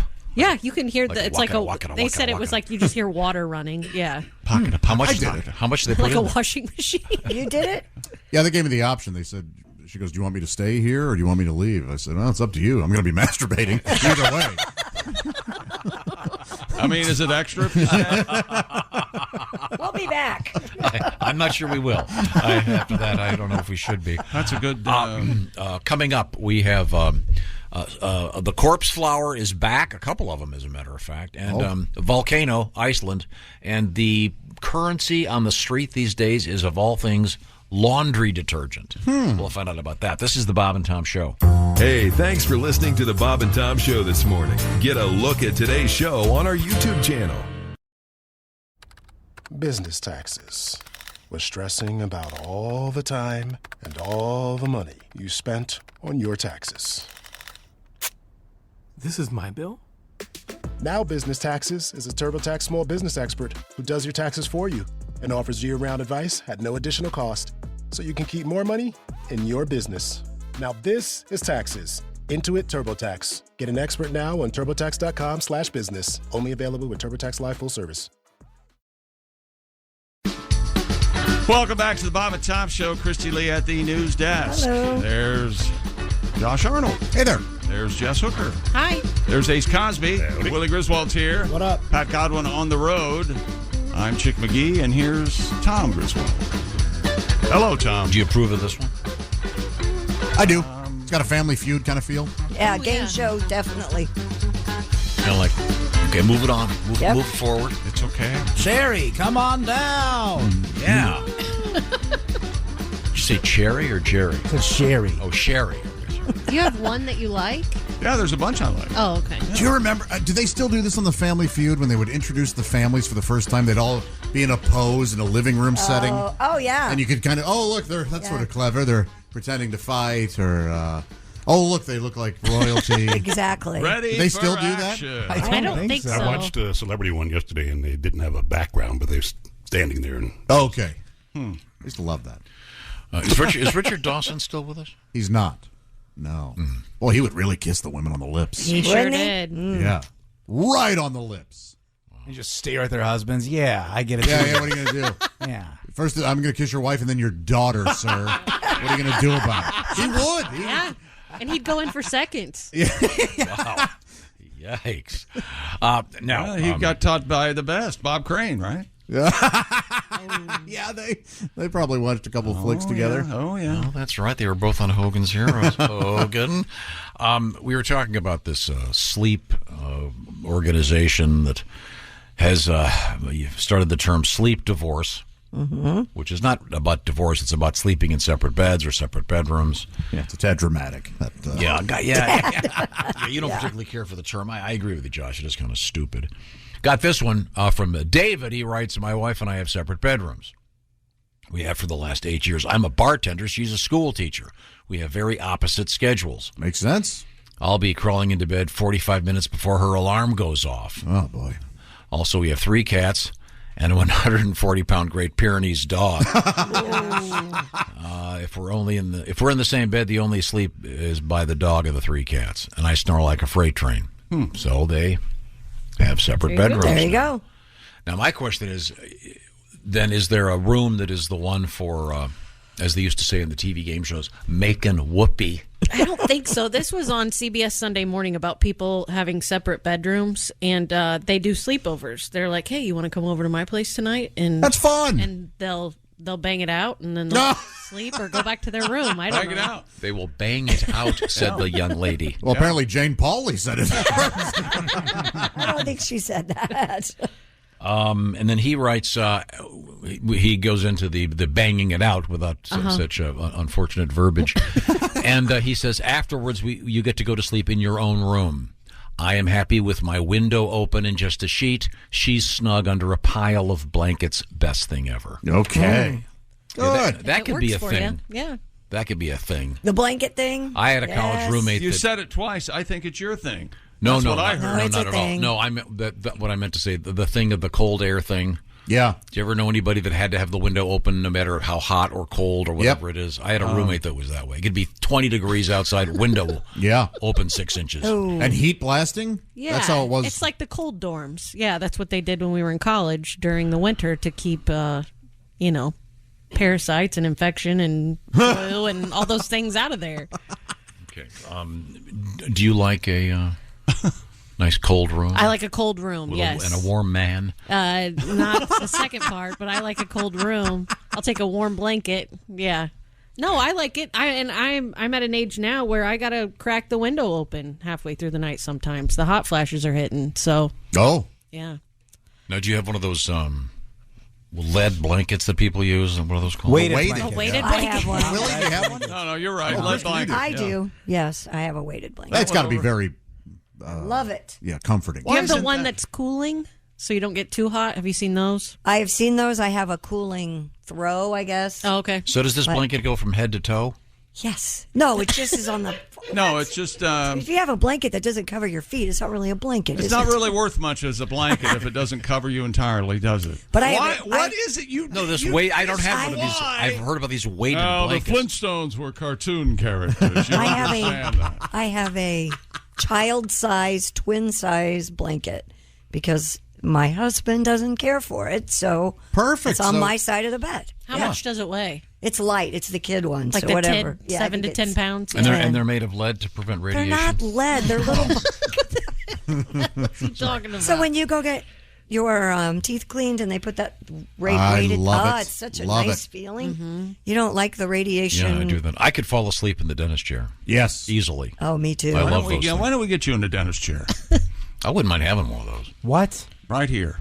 That's so you're getting so weird. You wouldn't mind having a dentist chair? Yeah, because every time I go to the dentist, I'm exhausted. I've been up since 3 a.m. Yeah. And I guess, it's the middle of the day, and all of a sudden I'm kind of sitting back, and it's comfortable, and... How do you keep your mouth open? Because of the agonizing drilling going on. Yes. It's hard to scream with your mouth closed. I'm sorry. Let's get back to the news desk with Christy Lee. What's happening?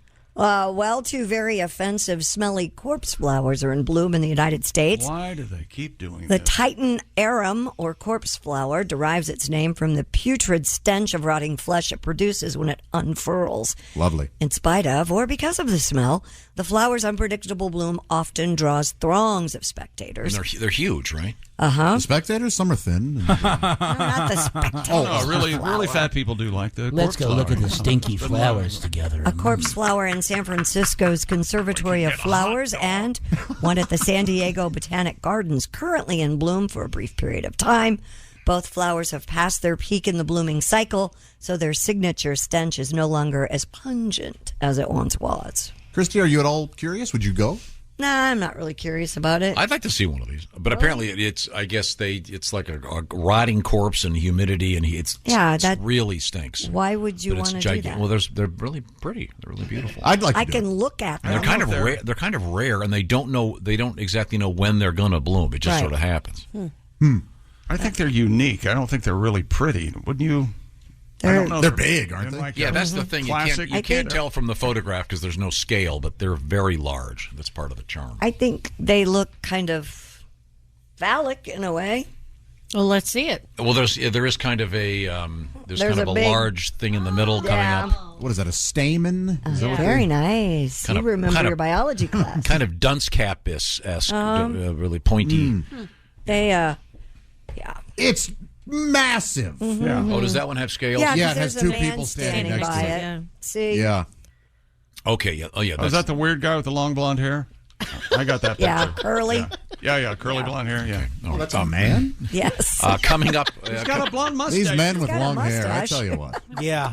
Yeah, weird. Quit confusing me. Uh-huh. Quit turning me on. Cut it out. Cut it out. You look so good from the back. It's freaking me out, boys. What's coming up in the news, Christy? Well, coming up, we have laundry detergent being stolen. We have meth and soy sauce. And we have a very upsetting story about a cruise ship. Maybe we should skip that. Okay. It's so disturbing. Well, I've got to hear about it. No. Let's vote at the break. Oh, that sounds like a good idea. And then we'll do what Tom wants. I have a question. Thank you. I acknowledge that. The meth in the soy sauce is the meth. Soy sauce. Meth in the soy sauce. You said soy sauce. The meth in the soy sauce. Is that the low sodium? The green packets. That's the one I use.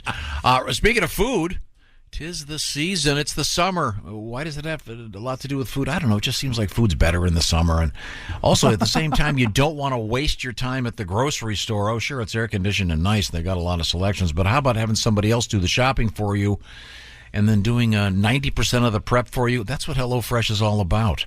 They go to the grocery store, they pack it up and send it to you. And, oh, by the way, they also get it all measured and send you the recipes for great restaurant-level meals at HelloFresh.com/BTShow50. The BT Show 50, well, that 50 stands for 50% off and free shipping as part of a special offer this week. Once again, BT Show 50 at HelloFresh.com/BTShow50. What kind of food can you be making? Well, stuff like this. Y'all, check out the Southwest Beef Cavatappi with poblano and smoky red pepper crema. HelloFresh sends you 11 ingredients. Put those together in 6 easy steps. In just over a half hour, you're enjoying this delicious, hearty pasta dish you made at home with help from HelloFresh. You're going to have more than 40 choices every week. Includes things like crunchy curried chickpea bowls or creamy dill chicken cutlets with green beans, potatoes. This is restaurant quality stuff. And again, the sort of minor touches that make the food so great, they're in little packets and ready to go. And if you don't know a persimmon from a watermelon, they've got pictures, so it'll really help you. It makes you a better cook. And it's fun. It's a great way to teach the kids how to cook. It's great for date night. Josh, have a sip of wine, baby, and I'm going to make my creamy dill chicken cutlet. That's right. It's great. Check it out. The code is BTShow50. HelloFresh.com/BTShow50. Tell them the Bob and Tom Show sent you. Use that code, and it'll knock 50% off. You also get that free shipping. Coming right back with, we're not going to do the horrible story. We'll do the volcano one. That's much nicer. This is the Bob and Tom Show. BTW, FYI. Visit Nexplanon.com RN to learn about Nexplanon. It's an adjustable implant, 68 milligrams radiopaque. Or ask your HCP IRL. Okay, TTYL. Welcome back to the Bob and Tom Show. Christy Lee at the news desk. Josh Arnold at the contrary compartment. No, I'm not. Did you like this music? Yes. The answer is yes for me. Jess Hooker's here, and she has an hors d'oeuvre for us, I guess, this morning. There's Ace Cosby. Hey. There's Willie Griswold. What up? I'm Chick McGee. And here's Tom Griswold. I like this one.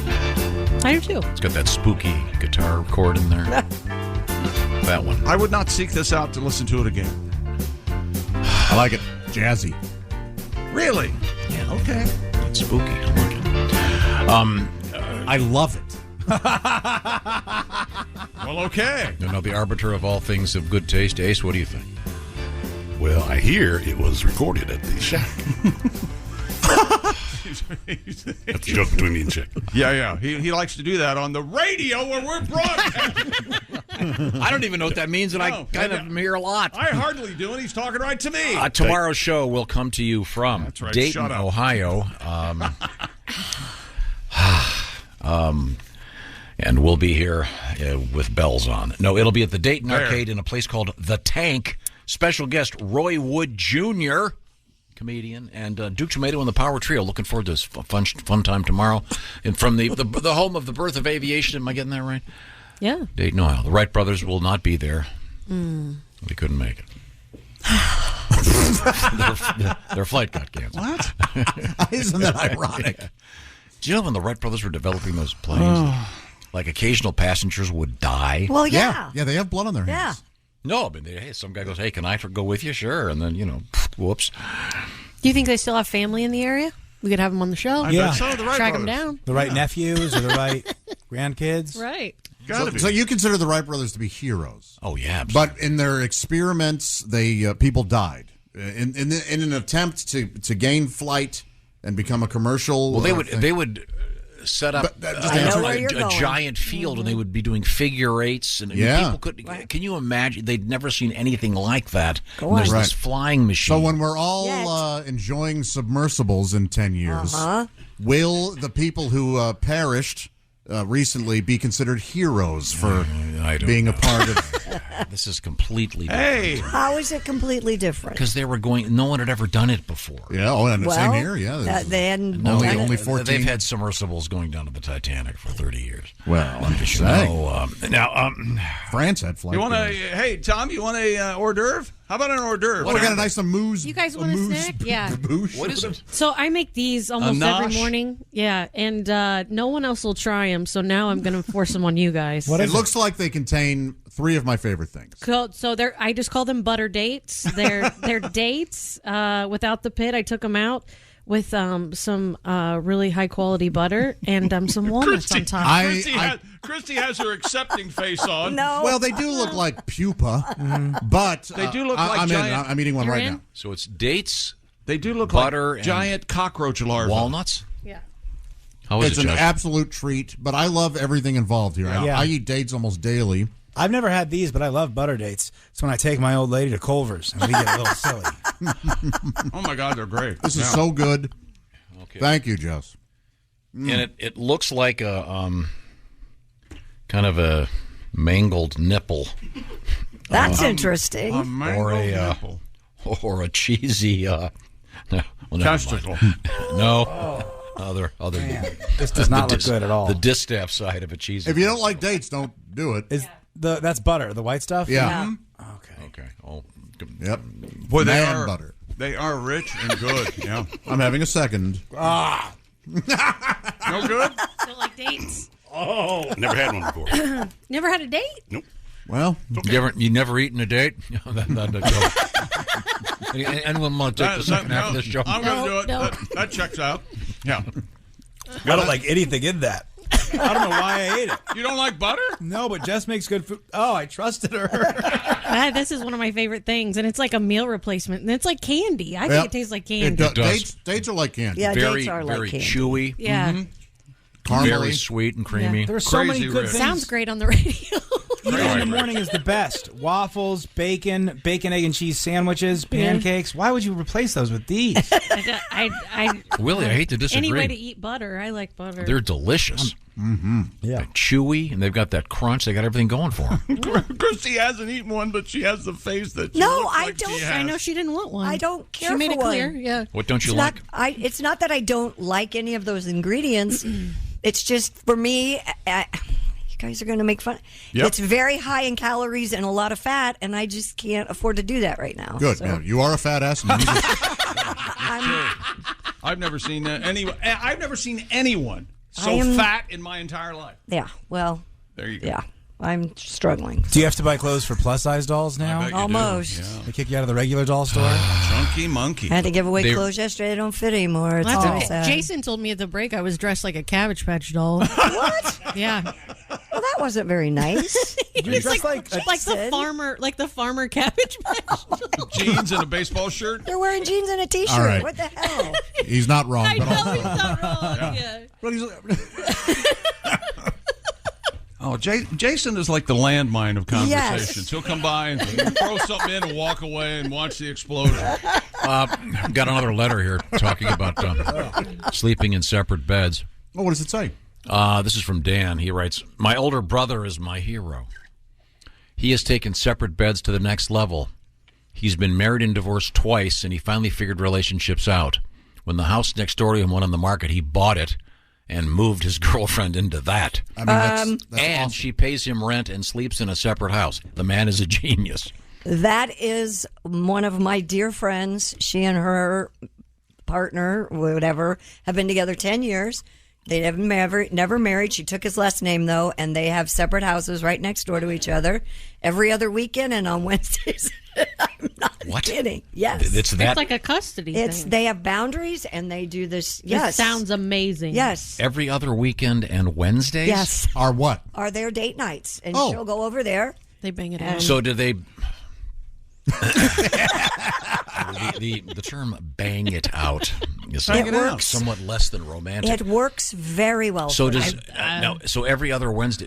Is it the schedule so rigorous that okay, this week it's my place, next week it's your place? It's usually always his place because she has grown children that still live at her house and other family members, so it's always at his place. Now it makes sense. Yeah. Now it makes complete and It total made sense before that, though. This is a genius idea. It is, and she has their boundaries are set. And now, obviously, if the concert comes up or something, they would do that together. But it works great. We have this show's almost eaten itself. Now we're getting emails and texts from Christy's friends, and we get a follow-up from Christy about Christy's friends. Oh. Not only does she have friends who call... No. I do have a question. Are your friends as fat as you? I mean, like really, really fat like you are. Like hard to be around? You guys Christy, don't you look, understand. Christy, you look very nice. You would have been okay eating Hear the one breathing buttery and day. like you sweat all the time, stuff like that. Do you cornstarch your folds? I admit I have a problem with food. It's my thing. I can tell. You want to dig into your guys' problems? Thanks, Jess. See how much longer is the That's break? kind of- No, not enough time. Yeah. I'm finally letting cheese back in my house. I was losing weight because I just stopped having cheese in my house. I had magic mushrooms in my drawer for a year. I've got no problem with those. But if I've got cheese in my house, I'm eating it, baby. Everybody's got a thing. I'm making a weird quesadilla with 3 different kinds of cheese. You know something that leads to a story. Hang on a minute. Let me see if I can. Did I give you the story about the Burger King? Yes, we had it yesterday. What's that maniac up to? Well, that smile that never... Well, this is That icy cold stare of the Burger It's a King. Burger King cheeseburger. Oh. Yeah, but it's really just a cheeseburger. I bet you can eat the most out of all There's of us. no Christy. meat at all. I bet It's Christy By the way, can eat a dozen of those. to be fair, this is exclusively in Thailand. Yeah. Oh, okay. Yeah, you hadn't got to the story. CNN reports a fast food chain has introduced what it calls the real cheeseburger, a bun filled with as many as 20 slices of American cheese. The item launched on a Thai menu at a reduced price of $3.10 compared to the usual cheeseburger price of $10.90. This is crazy. It quickly went viral on Must be social media in Is there Thailand. Is there a cheese glut in Thailand we don't know about? With many users on TikTok posting videos of them trying the new sandwich. Burger King assured this is no joke. This is for real. They are selling cheese sandwiches, basically. Okay. 20 It's slices this of thick. cheese. Yeah, it's this thick. So, I mean, the interesting thing about this is, obviously, you're going to get, there's not going to be a line at the men's room or the ladies' room. Oh, yeah. But when you finally do go, it's going to be a Whopper.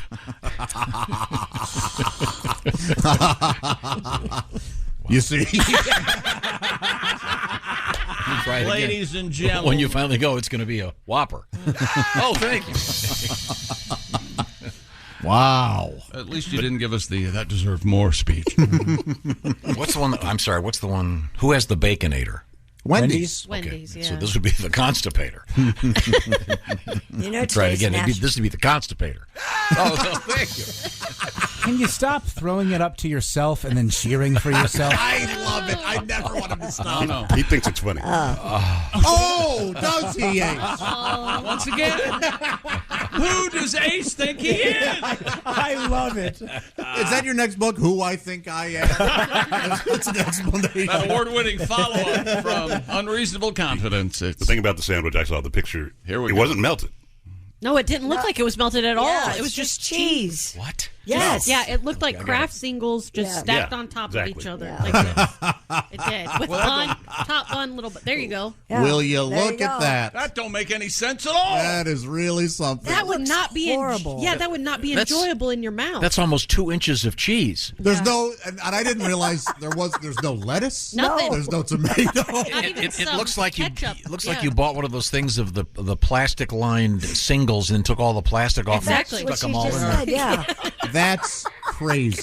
Yeah. It looks so They're good. playing a joke. No. in Hey, time. really, Willie, it's not too much for you? Here's what I would do. I would get that in the bottom of my bag with the fries and the Whopper on top, the chicken fries on top. I would seal the bag, strap it in, and it would heat slowly. So when it got back to my crib, I'd open it up. I got half melted cheese. That's what we play for. Willie, you open up a fast food burger, and there's cheese stuck to the paper. What do you do? It's oh my gosh, I'm like an addict. I snort it up. I can't get enough of that stuff. You know what I do? I use one of those really hard fries. Yep. Like the smaller Scoop hard, 'em up. and that becomes like a Squeegee? a bit of a chisel, yeah, if you will, and then Today is National French Fry Day. Would you Holy stop hell. doing this? This is what Ace does Okay, all the time. but Oh, I saw it this morning. If you I saw it, but if there's you told no me way. that yesterday. How are we going to get French fries at 6 in the I would have morning? brought French fries instead of dates. Now, if Jess had brought French fries, would you have at least had one as a courtesy? Yeah, I would have had one. As a courtesy, don't you think you should eat one of those dates? I'm not. Don't ever be offended for not. They're all- eating they're any all of this gone. stuff. Yeah, it's fine. We It's ate them not, all. Jess. It's your loss. I do not take it personally. My Don't own worry. thing. They were I have the problem. They were Not, delicious. I'm sure they are. I'm sure Chewy. they're wonderful. Tom, A touch I of love crunch, dates. a touch of crunch from Tom, the walnut. Yeah. You see the size of her. Yeah. Don't make her eat some. I, for one, am glad Jabba didn't have one. I already have had 6 pretzel bites. Good God!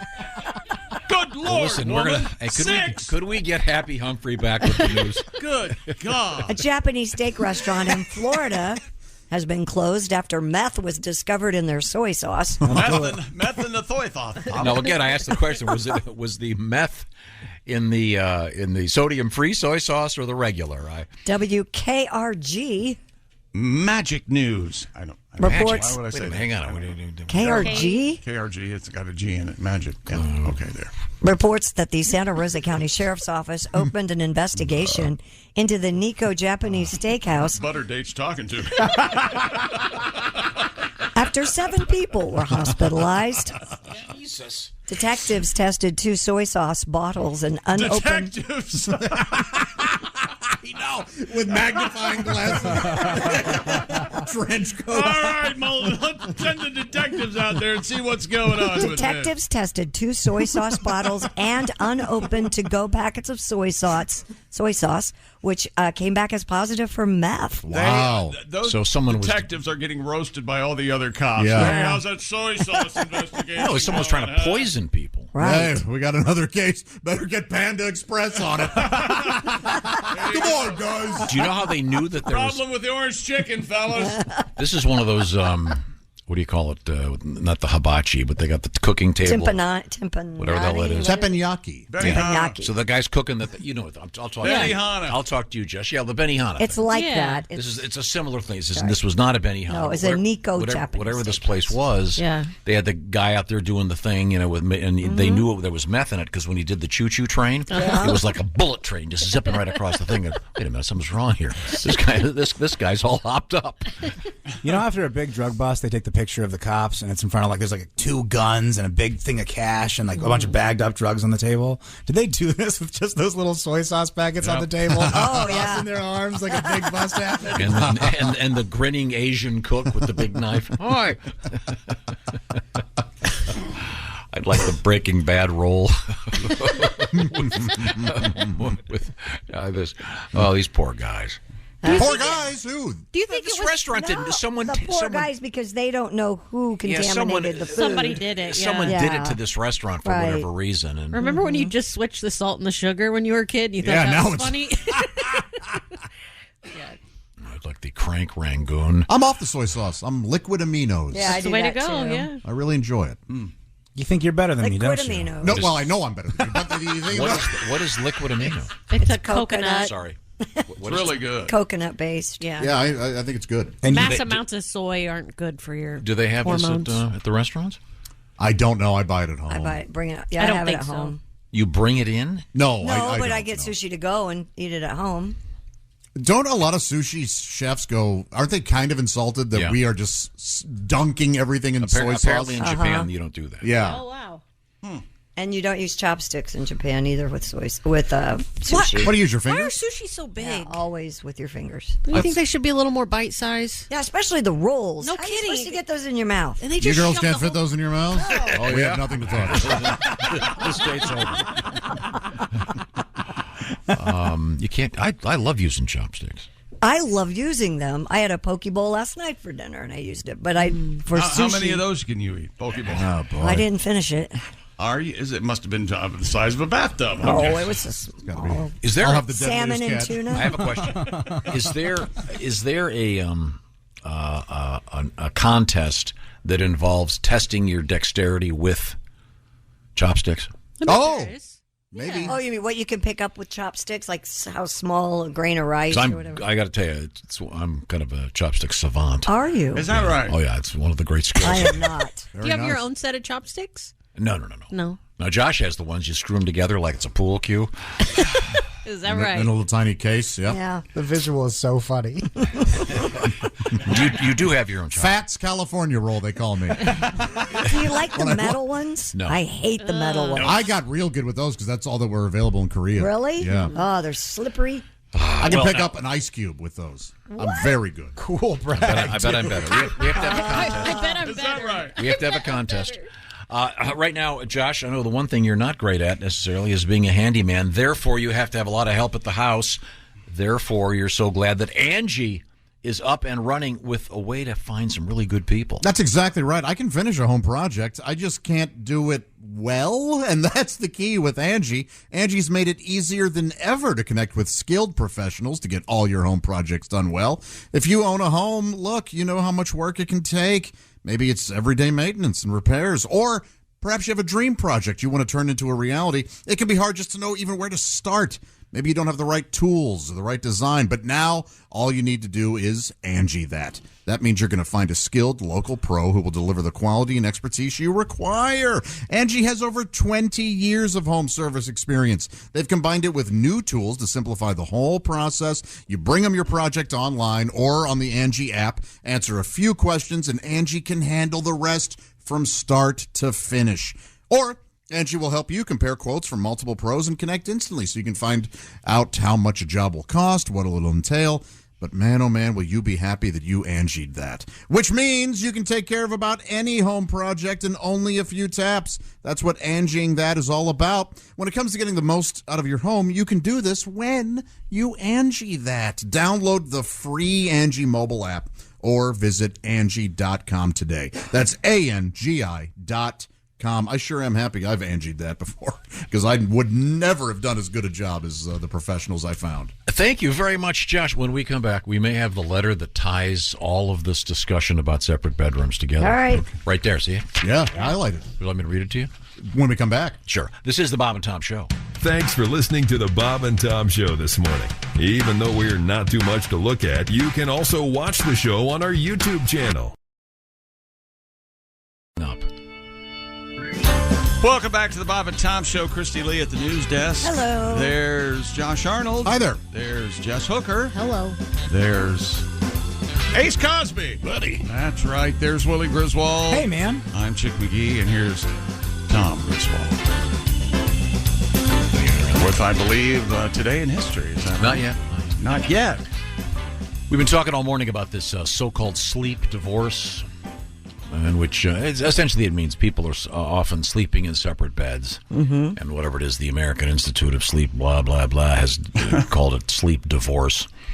And interestingly enough, the one thing about this, though, that was interesting was apparently millennials are significantly more likely to sleep apart than baby boomers. So a lot of interesting stats on this topic. But we talked about it in separate bedrooms, in some cases separate houses, depending on schedules, et cetera, et cetera. This letter comes to us from Dwight. Ah. He goes, first-time emailer, long-time listener.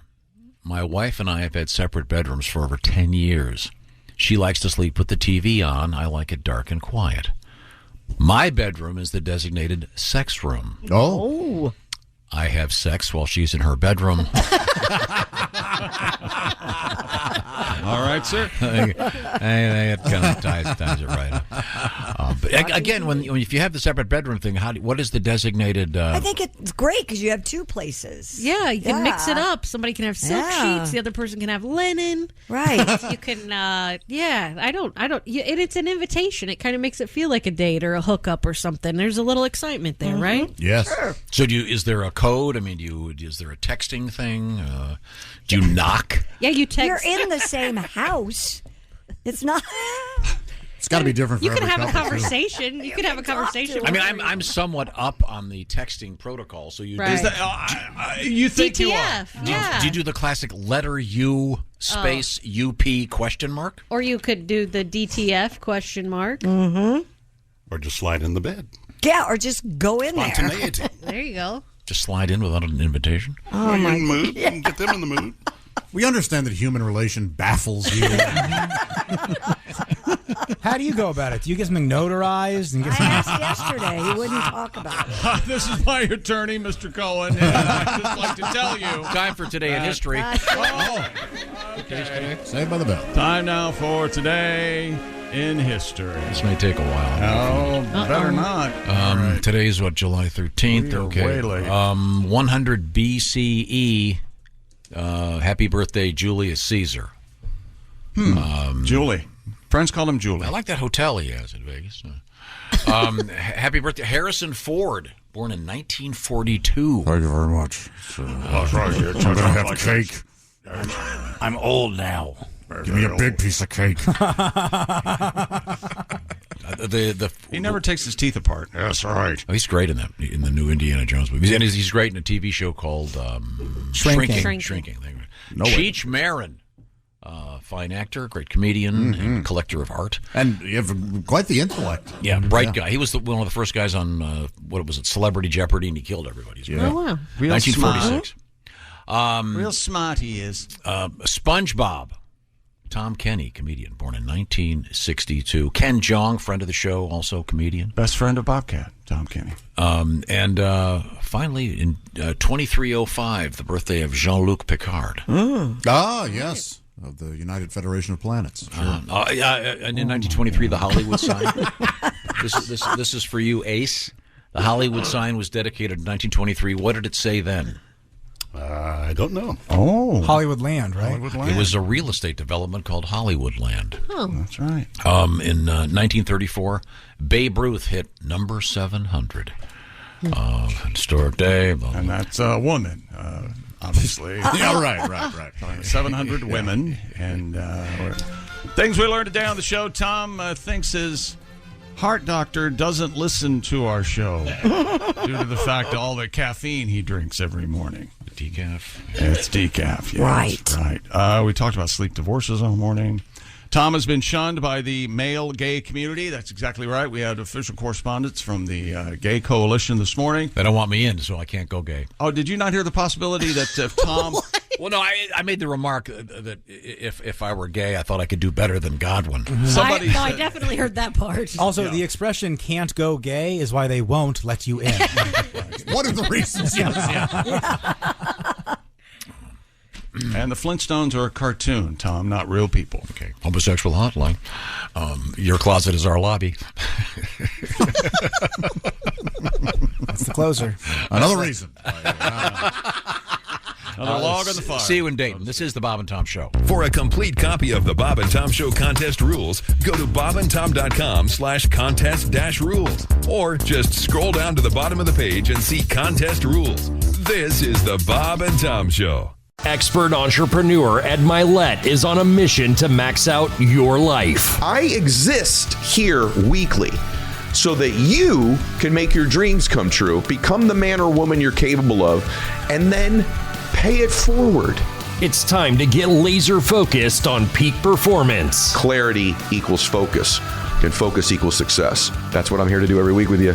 Max out. The Ed Milet Show. Follow and listen on your favorite platform.